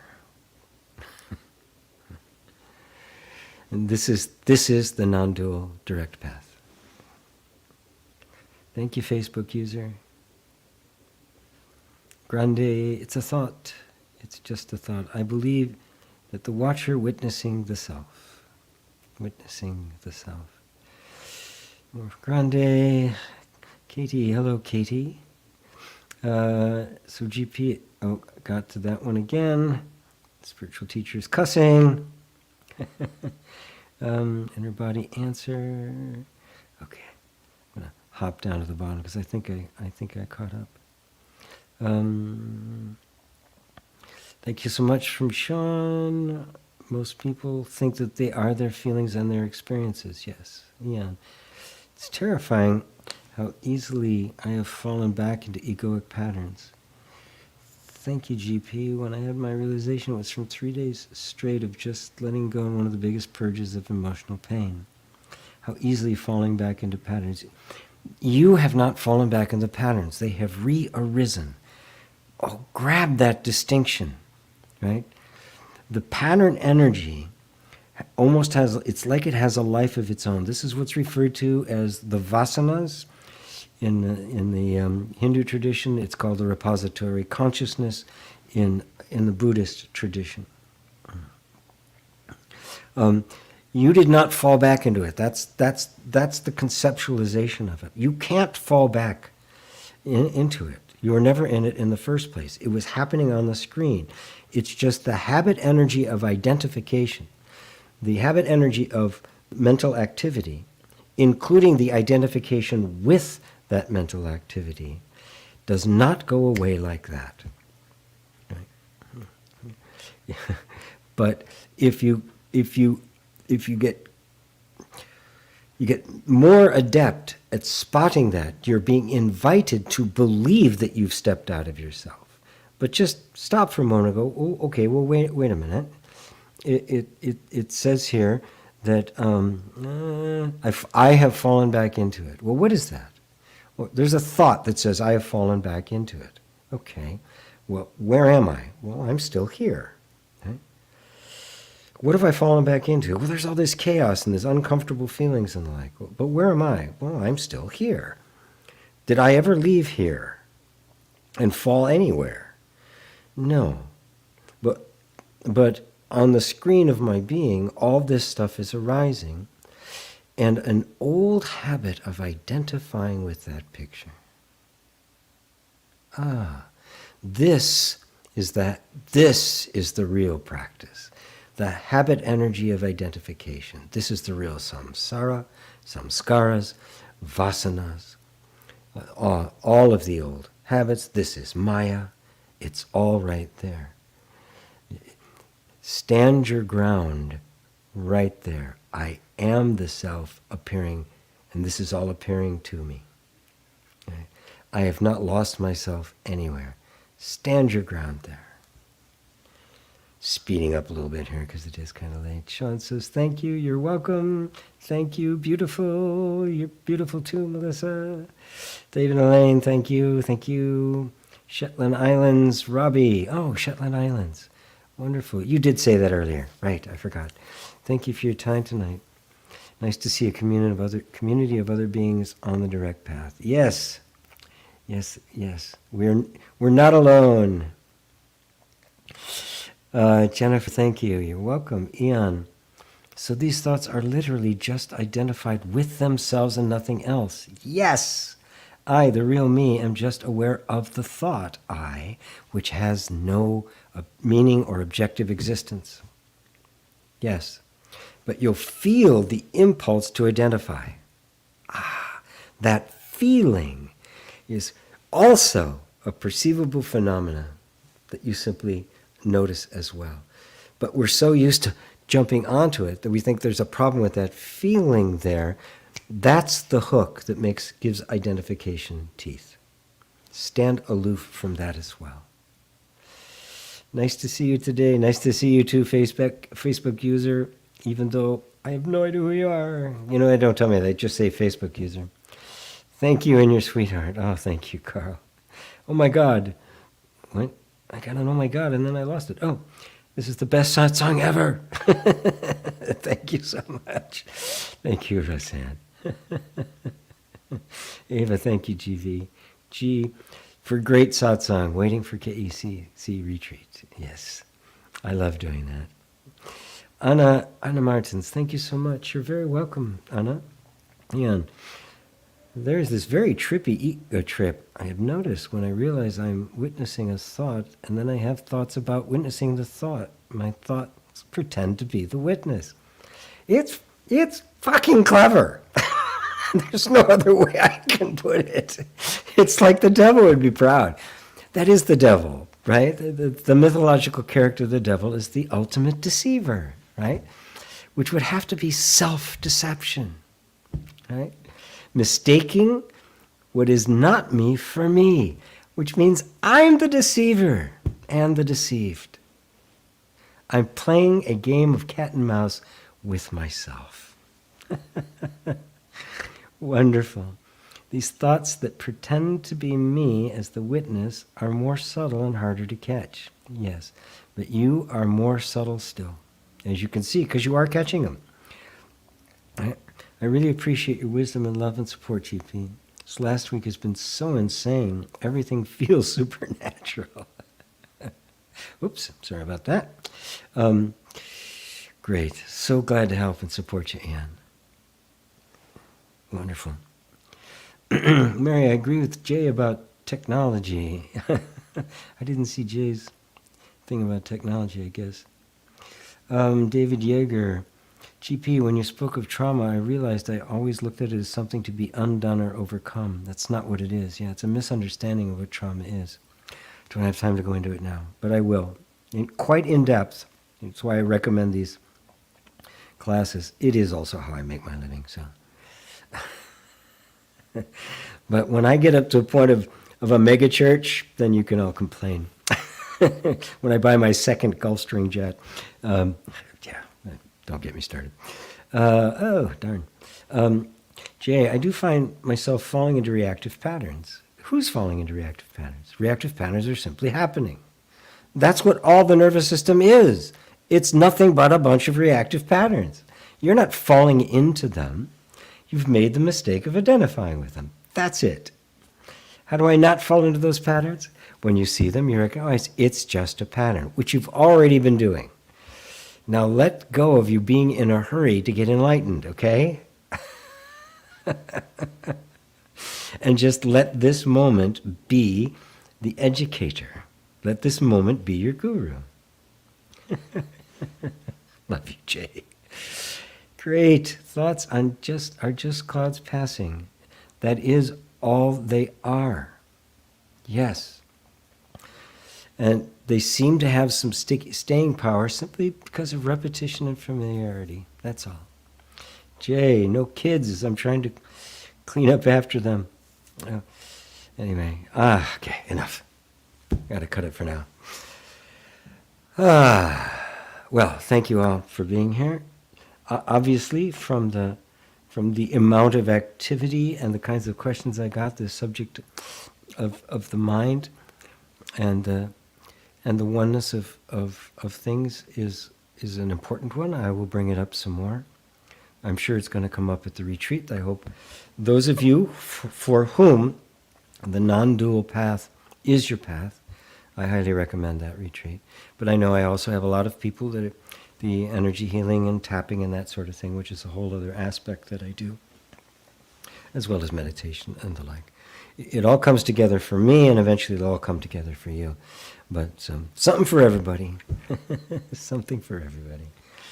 So, gratitude, blessings, Papaji. Thank you, Jennifer. All right, everyone. Thank you once again for joining me. Until next time.